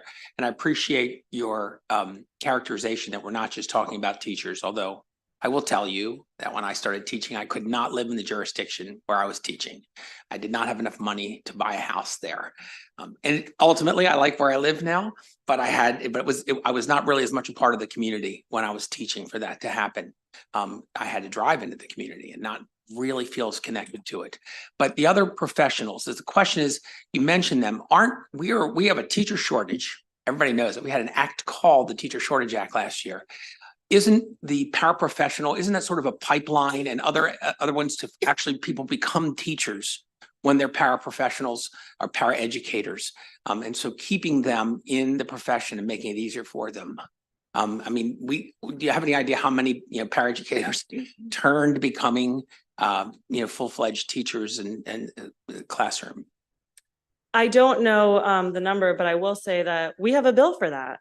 And actually Delegate Wilkins has a bill for that. So we will be back in this committee to talk about how we can push that pipeline for those paraprofessionals. But we know that those are folks who want to be in the communities. Kind of like you said, it's important for an educator to have their kids on a soccer team with their students and those kinds of things, like to know the community. And these paraprofessionals have committed to the communities, they've committed to those schools. And so we actually see higher retention rates when they become teachers because they know what the job is, as opposed to somebody like just coming out of college. So this would be some nice addition to grow our own, right? Okay. Correct. Thank you. Thank you, Madam Chair. Any further questions? Okay, seeing none, thank you. That concludes the hearing on House Bill 66, House Bill 44, Delegate Charkoudian. Yes. Sarah, Sheila, Zoe here. Yeah.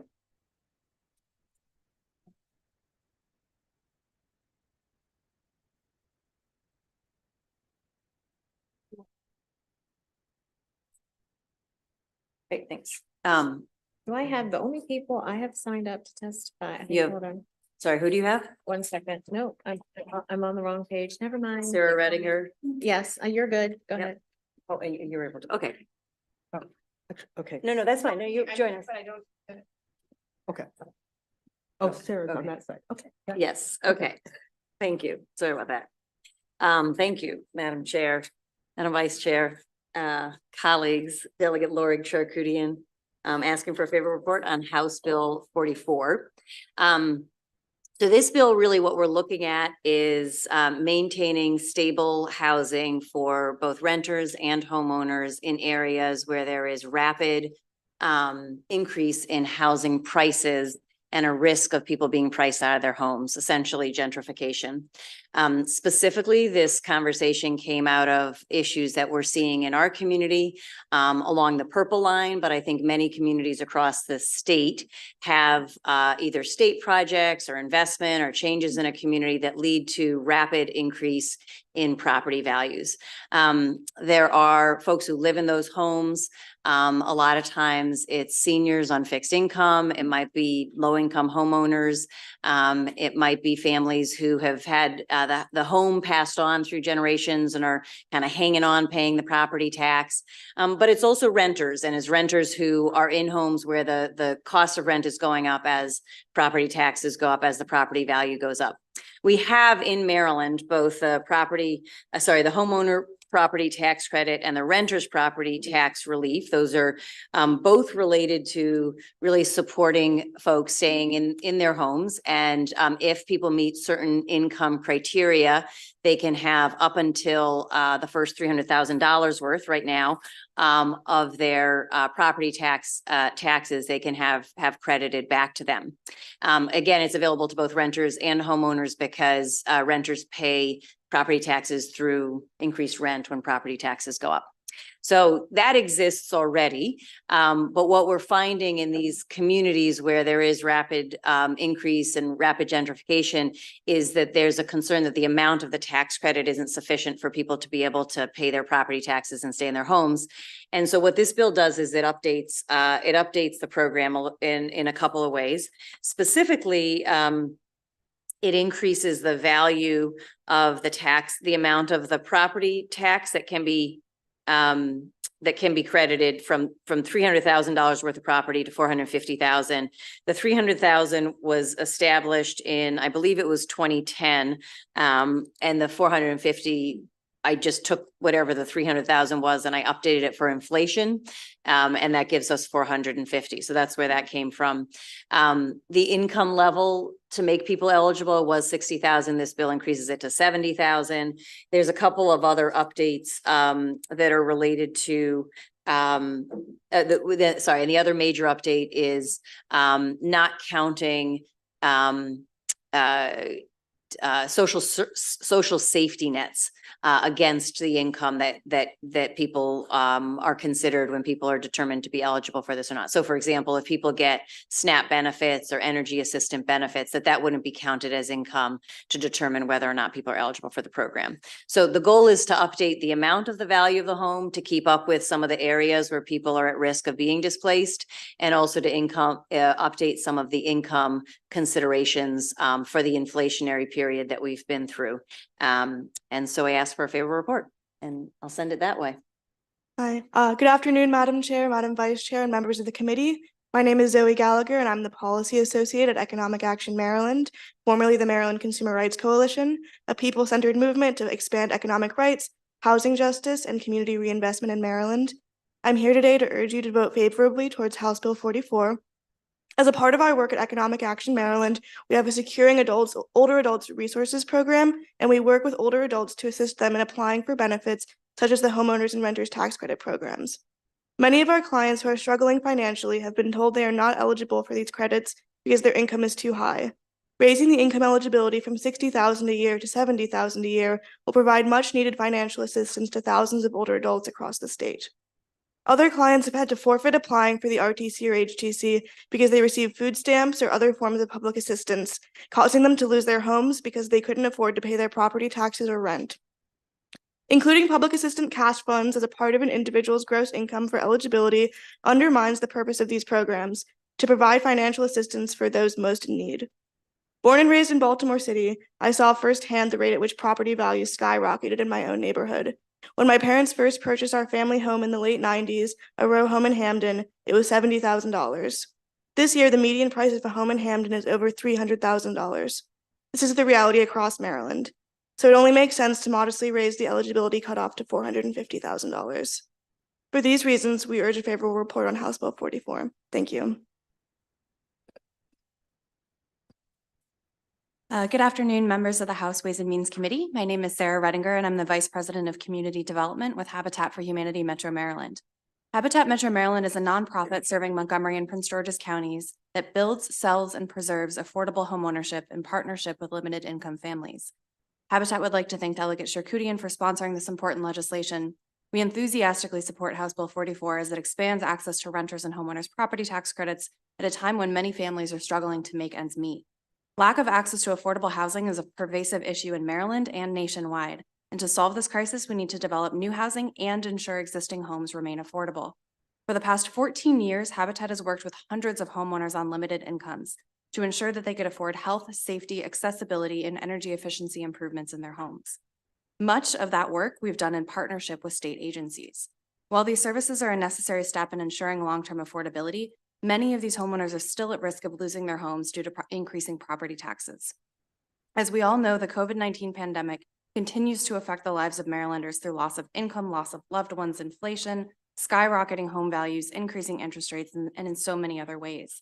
And every day, families in our communities are making impossible choices between paying for housing and food, transportation, healthcare, education, and more.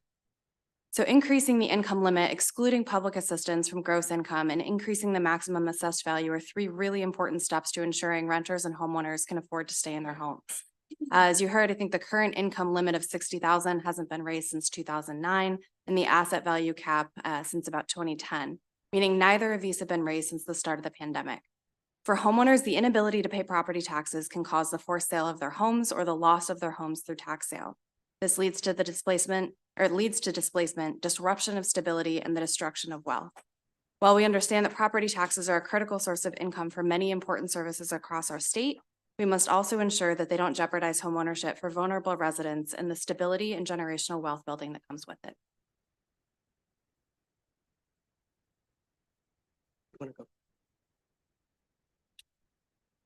Good afternoon, members of the Ways and Means Committee. My name is Claudia Wilson Randall. I'm the Executive Director of the Community Development Network of Maryland.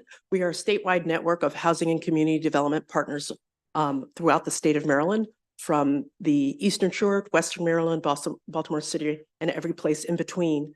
I just want to echo what my colleagues have already talked about. This is a really important bill, and the members that I represent are on the front lines of helping older adults access tax credits, access public assistance, and access as supports to help them age in place.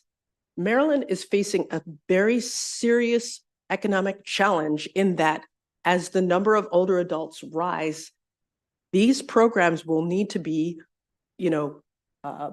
increased, changed. The values of homes are going up, people's economic incomes are going up and changing, and we need to make sure that these programs are in line with current economic realities.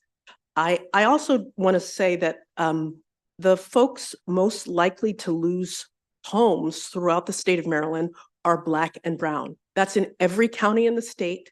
And so there's a disparate impact to housing instability in the state of Maryland. And programs like this really help to knit together assistance that can help a variety of populations throughout the state.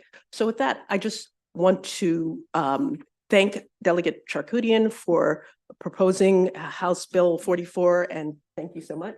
And I ask for your favorable report. You have my written testimony as well. Good afternoon, committee members. Thank you for providing the opportunity to participate at today's hearing. My name is Sheila Somashekar, and I'm speaking on behalf of the Purple Line Corridor Coalition, a collaborative working on equitable development along the Purple Line route.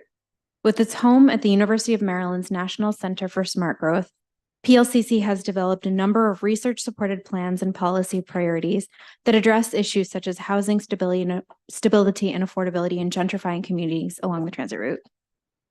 PLCC has a stated goal in its 2023 to 2027 Housing Action Plan to make sure renters and homeowners have the choice to continue to live near the Purple Line. About 1/4 of Purple Line homeowners already struggle to keep up with the costs associated with homeownership, with the burden being even greater for homeowners of color. We support House Bill 44 as necessary for homeownership preservation and prevention of displacement along the Purple Line. The maximum home values and tax credit income thresholds set 15 years ago are outdated for our region. As of 2022, half the corridor zip codes had median home prices at or above $450,000. Further, a household income of $72,000 falls well below 60% of area median income along the Purple Line. Increasing the household gross income limit and the allowable maximum value of dwellings that qualify for the program means that more struggling families will have access to the relief available from the tax credit. So we encourage your support. Passing the legislation is important for the well-being of the communities along the Purple Line. Thank you to Delegate Charkoudian for introducing legislation, and thank you for the opportunity to speak today.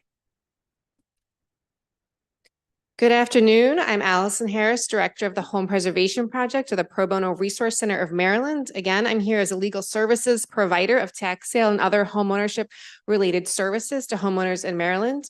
The importance of ensuring and expanding access to the homeowner's tax credit cannot be overstated. From my work running tax sale prevention legal clinics over the last several years, I can tell you that homeowners tax credit is the crucial dividing line between those low-income homeowners who are secure in their homes and those who are not. Accessing the credit is the key to preventing the loss of the family home to tax sale for so many vulnerable homeowners. I want to tell you a little bit about the homeowners whose situations would be improved by expansion of access to the credit. The homeowners I see are people who want to pay their taxes. They want to be good citizens of their cities and of their state. Most of them have owned their homes for many years. The average I see amongst my clients is 25 years.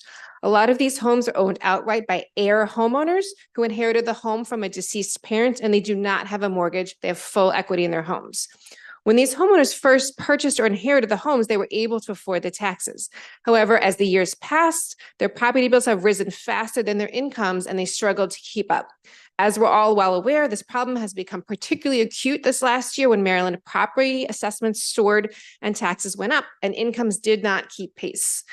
Often the homeowners at risk of losing their homes are people who are just over that line of eligibility because they do work hard and they do have decent jobs and they want to pay their taxes.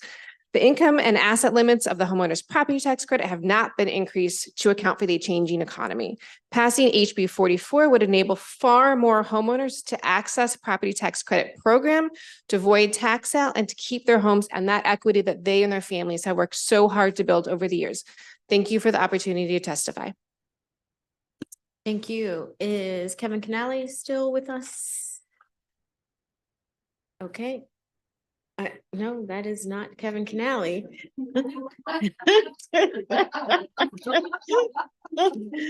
Okay, any questions from the committee? Delegate Miller? Thank you, Madam Chair. Thank you so much for bringing this bill. I just received a phone call 2 nights ago from someone who was almost in tears because he's in danger of now losing his house because our assessments in Frederick County have gone up over the last 3 years about 30%, and they don't know what they're going to do. So I was, trying to give him some help with that. So one is, do you feel like with the current round of the local assessments that your bill does reflect what those changes are going to be in being able to help the most people? And then can you talk for a second or get back to me with the information about the local supplement and the impact on the local supplement, but we can talk offline about that one as Sure. it's reflected, or I can talk to Estet. Yeah, I will say I struggled a little bit with, so I had a number of conversations. Thanks for the comments. And I think that a lot of us, kind of bring bills when we have these conversations, and we're very worried about individuals in our community. So I had a number of conversations and then followed those up with the organizations that work with folks in these situations. I struggled a lot to figure out where to set that bar. And ultimately, as I said, I ended up just looking at inflation from when it was set before and catching it up. I suspect that doesn't catch it up to the extent that home price values have actually increased. I bring this in with great humility and recognize the challenge that this committee has and revenues, and there is a cost to this. And so trying to come up with some balance point, I went with inflation. So it's imperfect, but it will protect more of the value for more people for sure. Maybe I got the sweet spot. Maybe there's another one, and the committee will find that in amendments. Thank you. Yeah, sure. Delegate Long. Thank you, Madam Chair. This is a great bill. I carried this bill for 4 or 5 years trying to get this income limit raised. You kept mentioning purple line. This is going to be the entire state, correct? It is, yeah. And I was giving the purple line because it's the example of where we have gentrification and very rapidly increasing home values in our own community, but it's a statewide bill, yes. We have that in our district also. People are being out taxed of their homes, especially a lot of our seniors. So this is a great bill. One of the things that I wanted to ask you, you said 60 to 70, and that's for single file, for single income. Am I correct? I think that's the household. I think that's the whole household income. I think the way that the tax credit works is that's the entire household income. Right now it's 60, and this brings it up to 70. I would like to clarify, I believe it's 60 for individual and 72 for Okay. total household. That's I just possible. want to clarify that. One of the things that I've seen a lot of times, we have seniors that are living in their houses and a son or a daughter moves back in for a short amount of time and they move in, they move out. And when they go to file for this, they have to claim that income, that their income, what they're making. They're not paying anything for rent. They're just giving them a roof over their head until they get on their feet. That's unfortunate. If there's some way we could deal with that, plus possibly try to raise this, the 72 to whatever you think would be reasonable. You know, I know the 60 to 70 is a good starting point, but I like to see the jointly raised also. And, you know, I would love to see this bill get across the finish line because people in my district would definitely be helped. Thank you. Delegate Long, it is to clarify 60 for the household. Yeah. To answer your question. Yeah, I'm sorry, Madam Chair. I'm not perfect. I could be wrong. It's okay. I'm Okay. Any further questions from the committee? Okay, seeing none. Thank you, Delegate Charkoudian and panel. That concludes the hearing on House Bill 44. Calling in perfect timing, House Bill 33. Not Kevin Canali, but Delegate Jazz Lewis, our majority whip. And joining us, this is a jointly assigned bill with Economic Matters. So please welcome Delegate Chi, Delegate Queen, and Delegate Pippi. Thank you, colleagues. And I'm sorry to disappoint you, but I'm at the right place at the right time. So thank you, Chair Atterbury, Vice Chair Wilkins, and members of the Ways and Means Committee. I'm going to start with this bill is opening us to the idea of a concept of the portability of benefits for supporting entrepreneurship. Okay, so I'm thrilled to be here to testify in favor of my legislation, House Bill 33, to incentivize Maryland businesses to provide entrepreneurial leave for their employees. It's my hope that innovative policies like this can foster a more inclusive economic environment that encourages the entrepreneurial spirit of Marylanders as much as possible and breaks down barriers innovators might face when trying to launch their own businesses. What this bill does is set up a tax credit policy within the Department of Commerce to incentivize businesses to offer an entrepreneurial leave policy to their employees. In this bill, the kind of leave that is eligible for the tax credit is at least 6 months of unpaid leave for an employee to start a new business or expand an existing one. The credit is provided when a participating business has an employee who wants to take the leave, therefore is voluntary. The total leave that the department is able to allow is capped at $250,000 a year, but otherwise, current language allows Commerce discretion on the amount they can award per employee that takes the leave. The intention of this bill is to make it easier for Marylanders who are inclined to strike it out on their own to be able to make the jump with the assurance that they have up to 6 months, or at least 6 months rather, to test their idea, after which they have the opportunity to return to their jobs with their benefits.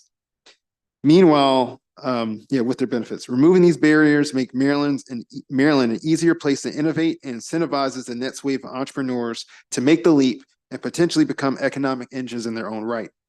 Employers that choose to provide these leave policies will not just reap the benefits of a tax credit, they'll also get a unique and innovative recruitment tool when they go to hire new talent, a particular encouragement in those industries that place premium on innovation, like business administration, healthcare, and technology. Businesses that offer these incentives also get the opportunity, if they choose, to be a ground floor investor in these employees' entrepreneurship ideas. With this bill, we take a step towards building an economic climate that not just encourages innovation, but also continues to make it easier for entrepreneurs to be the drivers of our state's economy. For these reasons, I urge a favorable report. And I'll hand it off to my panel. Oh, okay. Dear Madam Chair, members of the House and Ways Committee, I took the lead. I'm an entrepreneur. Thank you for the opportunity to testify. My name is Mark Lawrence. I'm the founder of Incubate. And what we focus on is creating systems for innovators and entrepreneurship, specifically in underrepresented communities. And I wish something like House Bill 33, was around from when I started my business. I'm really excited about this bill because, as you know, entrepreneurship is the backbone of American dream. They stimulate the economy, they create wealth, they create jobs, and they also bring new ideas to market. In the state of Maryland, frankly, we need more entrepreneurs in our local communities, but it's insanely risky. right? And once they have that first failure, there's no safety blanket or not. So they've left with talent. They've launched out on their own. They tried their endeavor and they don't have no opportunity to recover. So however, what we see with the enactment of HB 33, it offers another pivotal pathway for entrepreneurial employees to invest in growing their businesses while still having the pressures of, not worrying about, if it does fail, having employment support. For employers, what it offers is nurturing that talent, being part of those ventures, having that supply chain, and having that talent exist so that you risk your current business. So with that, we believe that entrepreneurship is a fundamental right.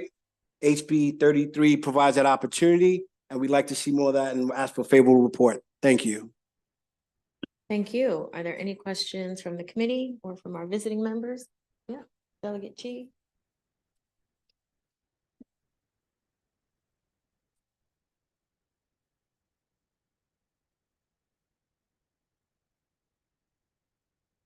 Thank you, Madam Chair.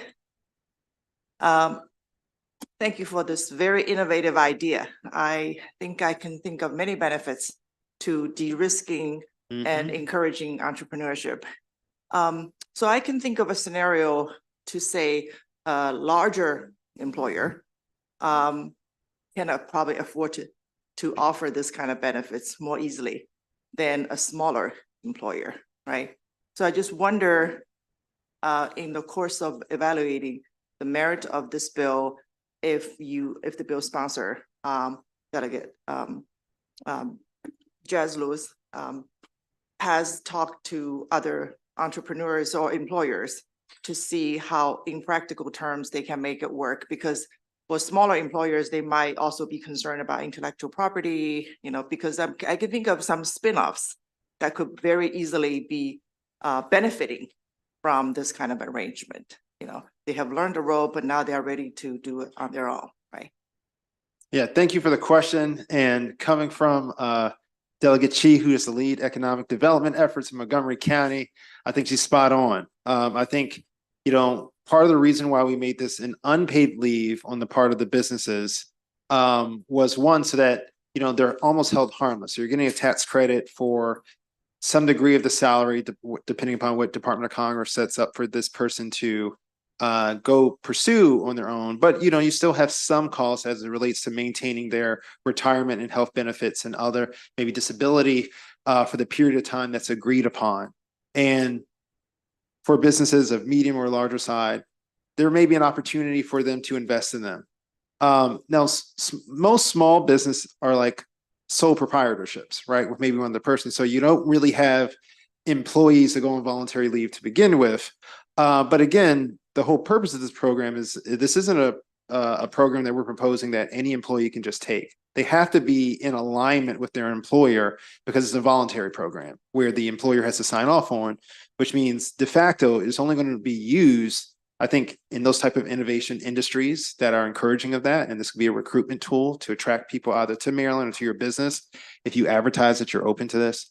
And two, that you're in agreement with that employee going and doing that thing, right? So you may not offer it to all your employees. You may be talking to them maybe about some ideas or others that they may have. But I'm open to, Mark is, this essentially was his story. He worked for a big company, wanted to start, couldn't really do that. So he had to use his own savings and risk his family to get started. And, to just cap off my response, I want to say, it's great if you want to start a business when you're, fresh out of school or something and you have no responsibilities like a family or someone to take care of, or if you're towards the end of your career where you've already taken care of that. But I think many Marylanders get their idea when they're in the core part of their career, when they have those obligations. And, to your term, de-risking or lowering that risk, I think would encourage a lot of them to pursue their dream. Thank you. Delegate Plakovich-Carr. Good to see you, Delegate Lewis. A couple of questions, and sorry, I've missed this in the bill. Is there a set amount that the credit would be worth for each employee, or it would depend on the regulations that Commerce would promulgate? It would depend on the regulations that Commerce. It's capped at $250,000 in total, but yeah. Okay, and is there any cap on how much any one company could receive? I'll say that's been kind of a subject matter for other programs that Commerce runs as those have come up for review in the in this committee about, capping so that there's some distribution of spreading the wealth across companies. Yeah, in this bill, no. So, the total cap is $250,000. So I think, there's a world where that could happen. I've been in conversation with the Department of Commerce on this. They're very interested in the bill. I don't think the regs would lean to one person getting that. I think they would, based off my conversations, use the term share the wealth around. This is also the idea of an unpaid leave program of at least 6 months. So the thought is like enough salary to cover people's costs for that period of time, right? Where you can test an idea, but the goal is it not to be for one company or one person. Now, that is to say, I do think there will be certain industries that will probably be more subscribed in it just because of the nature of innovation. Delegate Queen. Thank you, Madam Chair. Great bill, interesting concept. Did you find this model in other states, or is there something else we could draw from where this may have been done or tried before? Yes. So this idea, well, if the chair allows, we'll respond in 2 different ways because Mark is also on the board of the Kauffman Foundation that studies entrepreneurship, and they are shopping this around the country. I started working on this in my role as a senior policy advisor to Congressman Steny Hoyer in his Make in America agenda following after the recession. We did a national tour of the country of ways we can get people back to work. And a lot of that resulted in manufacturing that turned into the Inflation Reduction Act that many people know of. A lesser degree became this point of many people who had jobs who wanted to start their own companies, but couldn't. They had the expertise, they had the skills, they may even had the savings, but because they didn't have those other benefits, they didn't want to risk that for their family, that they didn't. With that being said, there's other nations that do it. Sweden does this, Israel does this. There's a number of other folks who have already established this, but it will be novel in the United States. Okay. Yeah, I actually follow a lot of what Kauffman Foundation does in race to entrepreneurship. But a lot of the things they talk about, they do with sort of the universities and things. So I was wondering, was there some model there that maybe you worked with the university or something to get something started? Well, I can speak to that. So a lot of the time, a lot of the efforts around Kauffman the past 3 or 4 years is really about investing in the entrepreneurship ecosystem. Yeah. So yes, you have the anchor institutions, but when you talk about the innovation ecosystem, which is always focused on the technology, there's this growing movement on focusing on the people, and we call it the entrepreneur ecosystem. So they've been looking at different programs to, like we said, de-risk entrepreneurship and make sure people go out and explore it, and also that they're focused on it, right? Because when people go into incubators and accelerators, it's hard to do that with a full-time job. You have your idea, and the way that they equivocated when they introduced it was really around a sabbatical, like when employees take sabbaticals, but you actually know what the sabbatical is for. They are going out to pursue an entrepreneurship adventure. It's an agreement, right? So it's not just open to everyone. It's, your work and your workload has to be distributed. All the things, your obligations to your main employer has to be addressed, but it's an agreement. You go out, you test your idea, and more than likely it's outsourced corporate innovation. Okay, so but we would be the first in the US to do it. Yes. Okay, thanks. Delegate Roberts, you're good.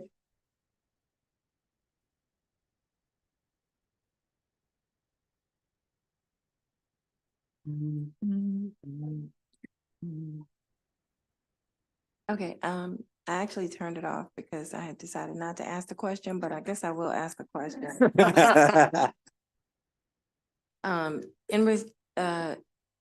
To address or kind of, I guess, expand on the first question, which was about issues for small business owners having an employee leave. Could that issue be solved by ensuring non-disclosure agreements would be in place before, they actually participated in the program? And is there also, I see the tax, the credit for the business. Will there also be a credit for I guess the employee as they're going along in this process? Yeah, so the benefit to the employee is that they have this opportunity to technically retain their job while building their new venture. and they still have access to their healthcare benefits, their retirement, their childcare, anything else that was already set up. That's a benefit to them.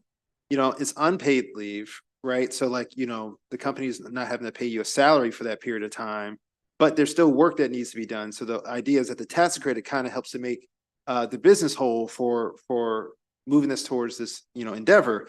And one of the things we've been dealing with as it relates to the future of work broadly, I would say, is this concern, I think, which gets to Delegate Cheese question too, on like intellectual property and whatnot. You know, you have all these agreements that employees have to sign that essentially hand over things that they've created to their employer, and it also stops them from going to work from anyone else. Well, that's because they're so afraid of competing with another partner. But here's the thing, you know, if that person who you trained up, who you cultivated and gave access to database or what have you to create products, if they're an extension of you and you come to an agreement, then this could be another revenue generating place for you where they get to be an entrepreneur and maybe you're an investor early on without that tension too, you know? So I mean, I acknowledge it's a different paradigm of how you're thinking about starting businesses and the relationship to someone leaving a business and starting their own instead of it viewing as a direct competition, more as like a partner. Yeah. But it's something that we're encouraging us to explore. And I think the sabbatical example is apt, frankly. And if I can add, there are models of this going on, even though there's not a bill, models are going on for some of the innovative industries. So to your point, it's really covered in employment agreements, but also the network as well. Like once you have a person that you trained up, you value, you want them to explore their passion. They, you know, they'll go off, try something for a couple of years and they come back. So this, in certain industries, you have that small network, that revolving cycle, especially emerging industries where the culture is already ready for it. You know, because in addition to working directly with entrepreneurs, I do work with the medium and large size businesses, and they want their employees to be more innovative. And they know they don't have the flexibility in their current infrastructure to do that. So there are behaviors to show, and especially in Maryland, when you look at all the activity that's going on around Equitech and all of the tech hubs, quantum computing, and some of the AI and security, that those industries are ripe for this type of scenario. Okay, and since this is only my second question, I hope you forgive that I didn't thank Madam Chair first. And that is, but I think this is a great idea. Thank you. Thank you, Madam Delegate Chair. Roberts. Delegate Feldmark. Chair. So this is a really creative concept that I appreciate you bringing forward. I have a few questions. One, you mentioned the possibility that the employer might want to invest. Mm-hmm. Is the granting of the leave considered an investment? And I guess, or do we need to protect against that, right? Because I could see a scenario where it's like, I'll give you 6 months of unpaid leave. I'll let you take advantage of this opportunity, but I want a piece of the business for it. And I'm not sure if that's something you envision and think is appropriate, or if you think it's inappropriate, should we be guarding against it? Well, I appreciate the question. I'll be honest, we had not talked about that. Like directly the leave itself. In my view, the state is helping to facilitate this as an option. So therefore, you allowing the leave isn't the investment. Actual investment in capital in the business would be that. Yeah, I really appreciate you bringing that up.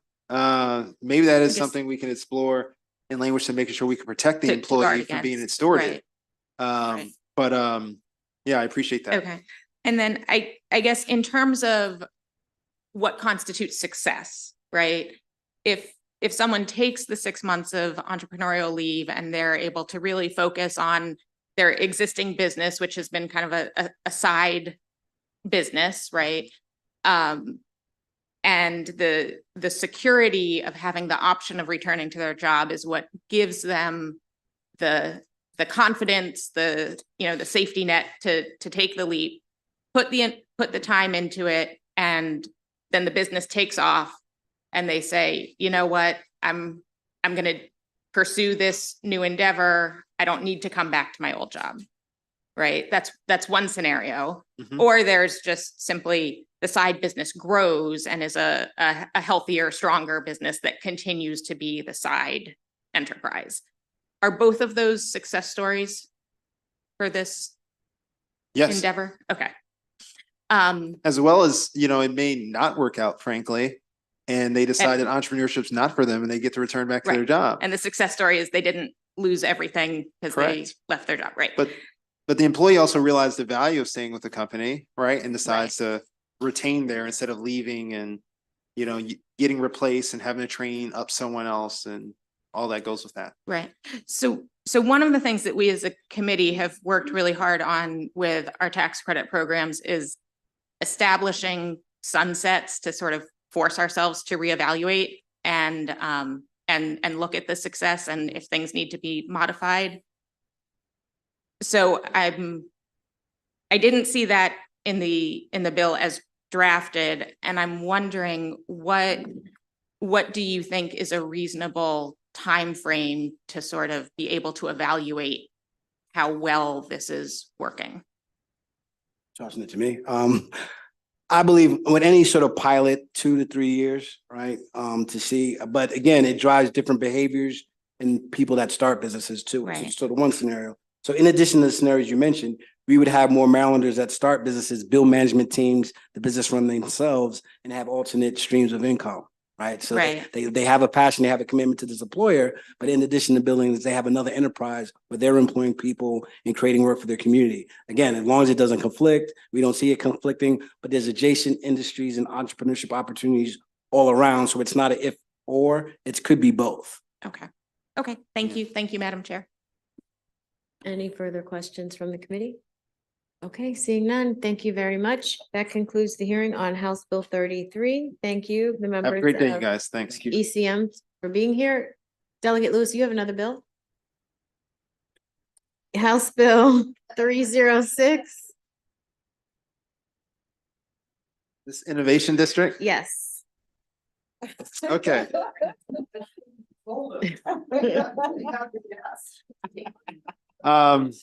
Thank you. It's been a day. All right. So this bill is a bill focused on creating a innovation hub and venture fund for Prince George's County. Essentially, the idea is in some of our other jurisdictions, we have very robust, I would say, both venture and early stage angel investor communities. That is much more nascent in Prince George's County. So the idea for this, the board is the bill that you have in front of you, as well as the fund, is to cultivate an entity that is just focused on building this ecosystem among early stage investors around technology. We have Prince George's, we have University of Maryland College Park, we have Bowie State University, we have Prince George's Community College, each with their own unique assets, particularly quantum computing coming out of College Park. We have a number of businesses that are spinning out of our universities, and then they move to other jurisdictions or to DC or to Northern Virginia. And we're trying to find a way where we can cultivate this community that turns into, to Mark's word, other spin-off entities that just creates this type of ecosystem that we see in other jurisdictions that we would love to have here too. I'm in conversation with TEDCO on some welcome additions that could essentially align what we're trying to do with the urban innovation initiative that TEDCO is already doing. So they have two, one for Baltimore City and one for Prince George's County. And we're in talks of how we can align that together. But that's the bill. It passed out of our delegation unanimously, and I urge a favorable vote. Any questions? Okay, thank you. Thank you. Now, that concludes your business with the committee. That concludes the hearing on House Bill 306. Our last bill before we take a quick vote, House Bill 32, Delegate Harrison. And I have Paul Schwartz, Tammy Bresnahan, thank you, Morgan Mills, Dorinda Adams, and Lorraine Payne, and Anthony Davis. So you can, when one person testifies, then, you can leave and another person come up, and then you have two people that are virtual. So Go right ahead, Delegate Harrison. Well, thank you. And I know that we are the last one, so we're going to try to move through this as quickly as possible to give you some relief. For the record, I am Delegate Andrea Fletcher Harrison, here to testify or to present HB 32, which is an act creating a new state income tax credit of up to, but not necessarily, $5,000 to eligible family caregivers for qualifying expenses paid to care for family members because insurance doesn't cover everything. I will not read my testimony again because you have it, but I do want to highlight a few points that are in it. According to a recent AARP report, family caregivers are the backbone of the U.S. care system, providing about $12.5 billion annually in unpaid leave per year. By taking on this care, which could be something, it could be memory care, a debilitating physical ailment, or simply age-related degeneration, we are saving money by delaying and preventing nursing home stays and other hospital visits. The most common expenses incurred by caregivers include housing, such as paying rent or mortgage, home modifications, adult day service and home care aids, medical equipment, supplies and prescriptions, legal services, which many people don't think about, and specialized transportation.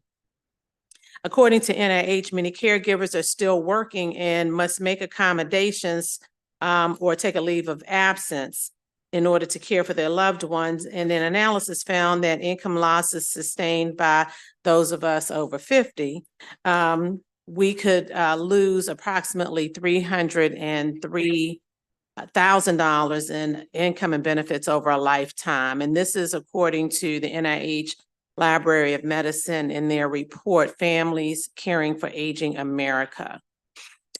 If you would just think about what it is like to care for an aging parent, and even perhaps consider you may have an adult child who has some sort of devastating accident and you have to care for them. Think of what that may do to your family.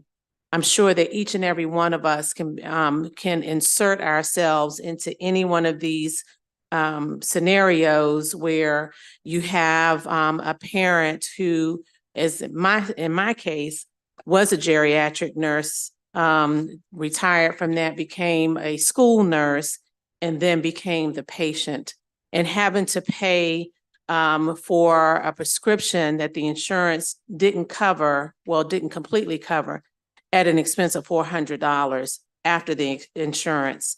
These types of expenses really weigh on a family.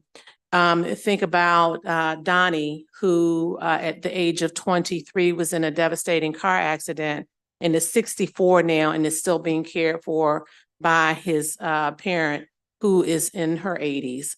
These expenses, as I said, any one of us can be touched by this, and you can insert your scenario in that.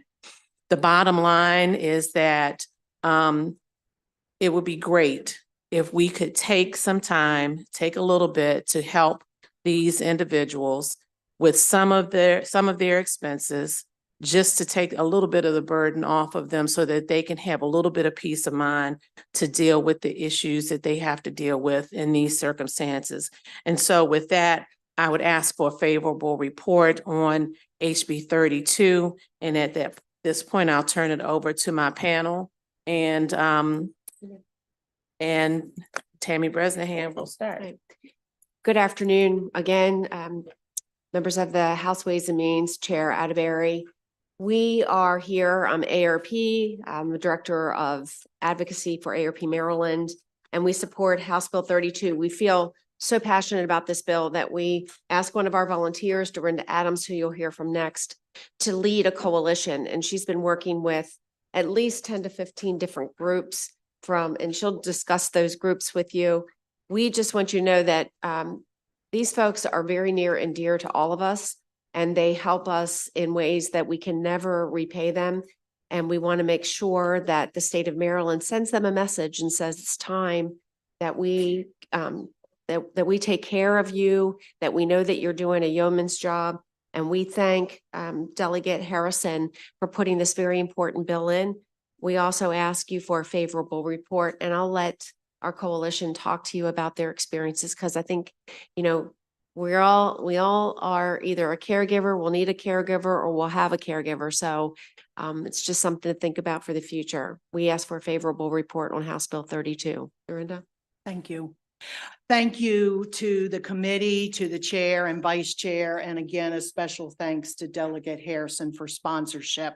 My name is Dorinda Adams, and as Tammy mentioned, I am an AARP Maryland volunteer that was asked to bring together a grassroots coalition to support this bill.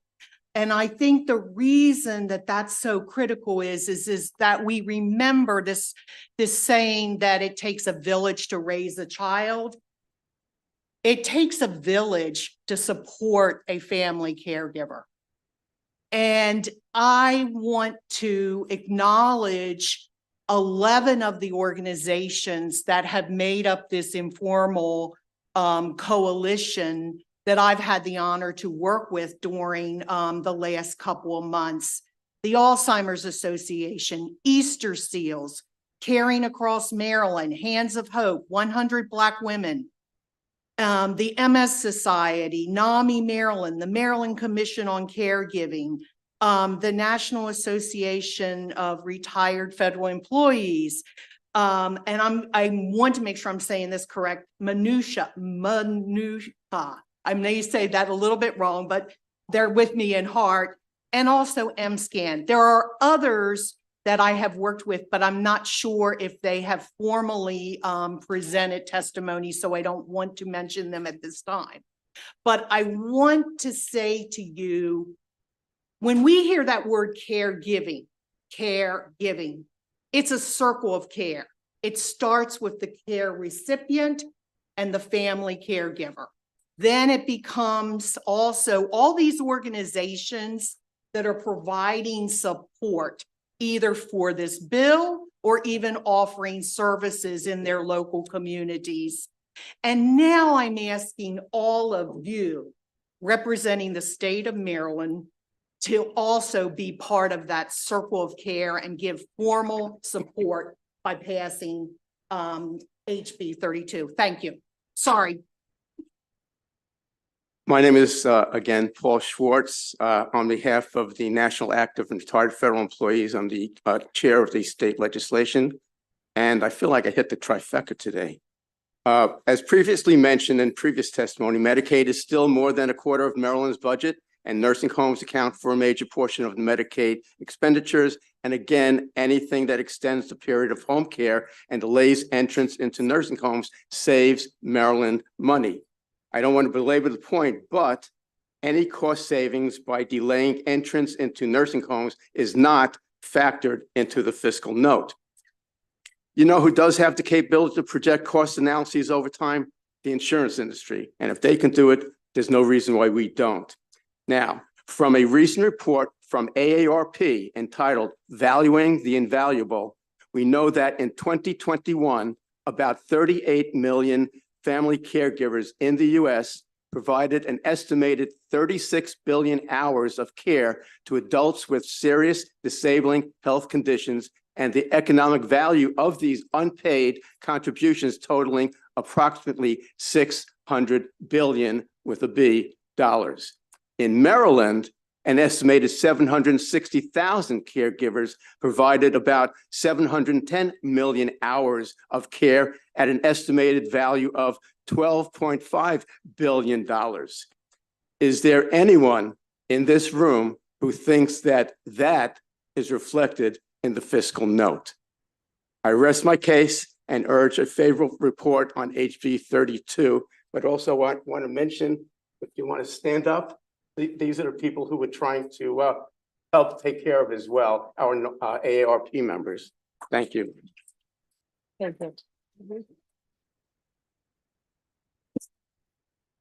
Good afternoon, Madam Chair, Vice Chair, and members of the Ways and Means Committee. My name is Laurent Payne, and I'm a retired 73-year-old husband residing in Prince George's County, Maryland. Today, I come before you to share my personal experience as a caregiver for my dear wife, Yvonne, who was diagnosed with mild cognitive impairment in 2017 and now has dementia since she was diagnosed with that in 2022. I'm also here to speak in favor of the passage of the income tax caregiver tax credit bill, which would provide some tax relief for Maryland caregivers like myself. Caring for Yvonne has been both a privilege and a challenge. The emotional toll of witnessing her memory fade, her confusion, and her struggle to perform daily tasks is huge for myself and my adult children. Financially, the burden is equally heavy. We've had to modify our home living arrangements, invest in safety measures, and hire professional caregivers to provide assistance with the family's caregiving responsibility. We continue to bear the majority of the burden of day-to-day caregiving activities and costs and are examining the possibility of adult daycare services, which for us is very expensive. Yvonne's wish is to remain at home among familiar surroundings, cherished memories.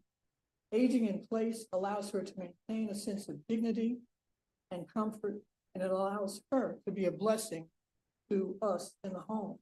The proposed tax credit would enable us to better afford essential services like home health care aides, adult daycare, and additional modifications to make our homes safer for Yvonne as the dementia progresses. It would ease some of the financial strain as we make those required changes that allow us to honor her wishes. In conclusion, I urge you to approve Maryland Bill 32 as a way to provide some measure of tax relief for Maryland caregivers like me.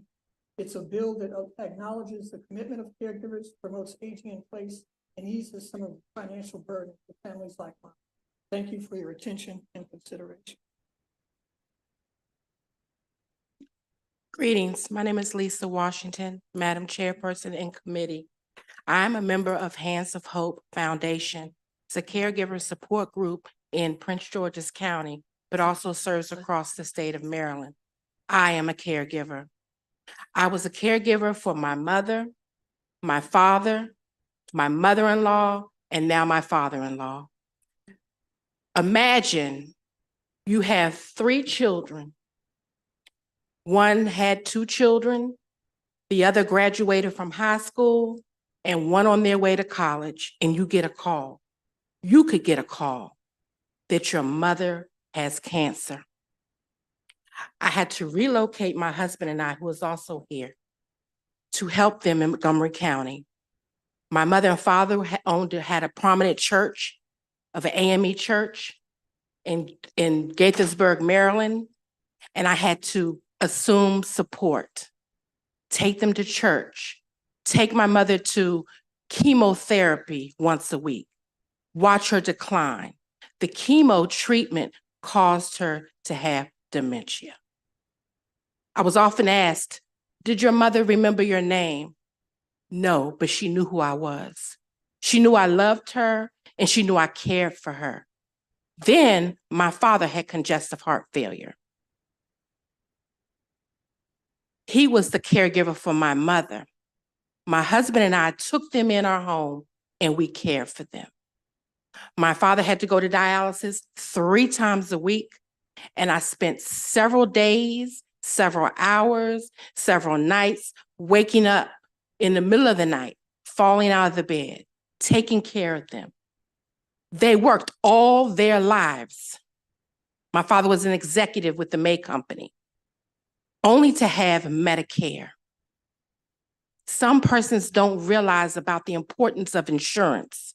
And I heard about long-term care. It's very important.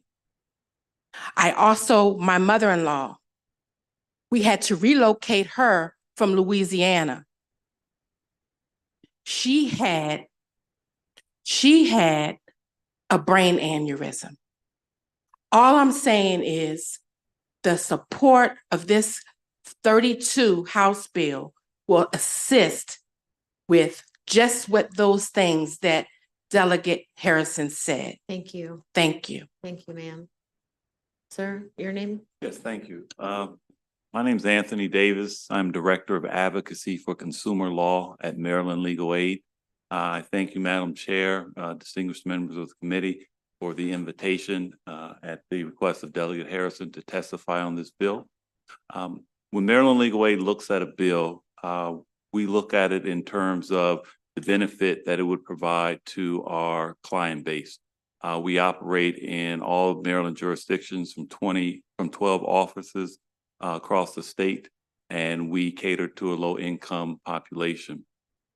This bill affects predominantly our seniors, our veterans. It affects the staff that we have.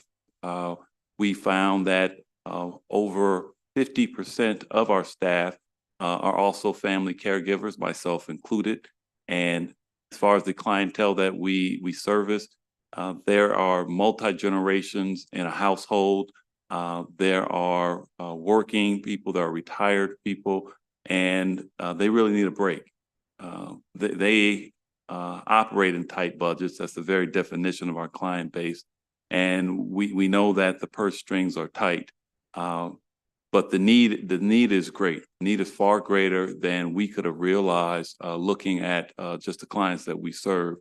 And it's hard to help someone in a distressed situation save a house, to straighten out their finances when they have the stress of caregiving over their heads. We find that they need a break themselves, and there are very little opportunities to take a break. We strongly support this bill for ourselves and for the people that we represent, and Maryland Legal Aid would ask for a favorable report on this House bill. Thank you. Thank you. And we have Gertie Wilson with us virtually.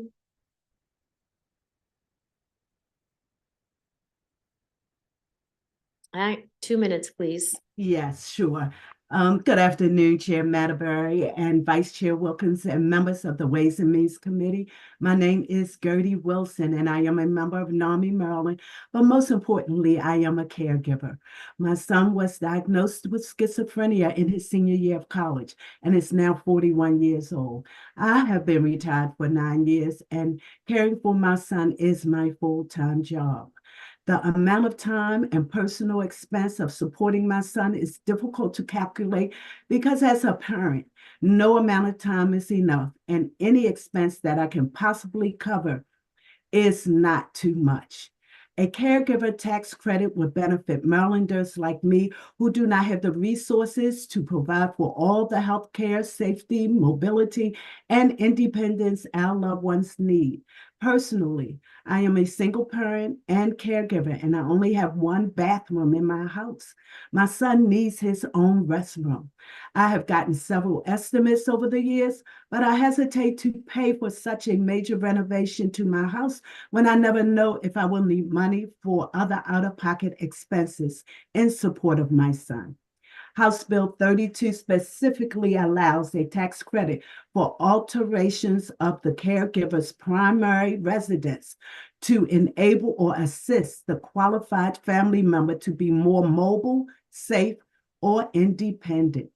My son is living with mental illness, but he is still a grown man. I wish he could have his own bathroom for the sake of his independence and dignity. House Bill 32 could help make this a reality for the sake of my son and for caregivers like me. Please give a favorable report to House Bill 32. Thank you very much. Thank you. Are there any questions from the committee? Okay, seeing none. Thank you very much, Delegate Harrison. Thank you. That concludes the testimony on House Bill 32, and that concludes the Ways and Means bill hearings for today. We are going to take a 5-minute break and come back for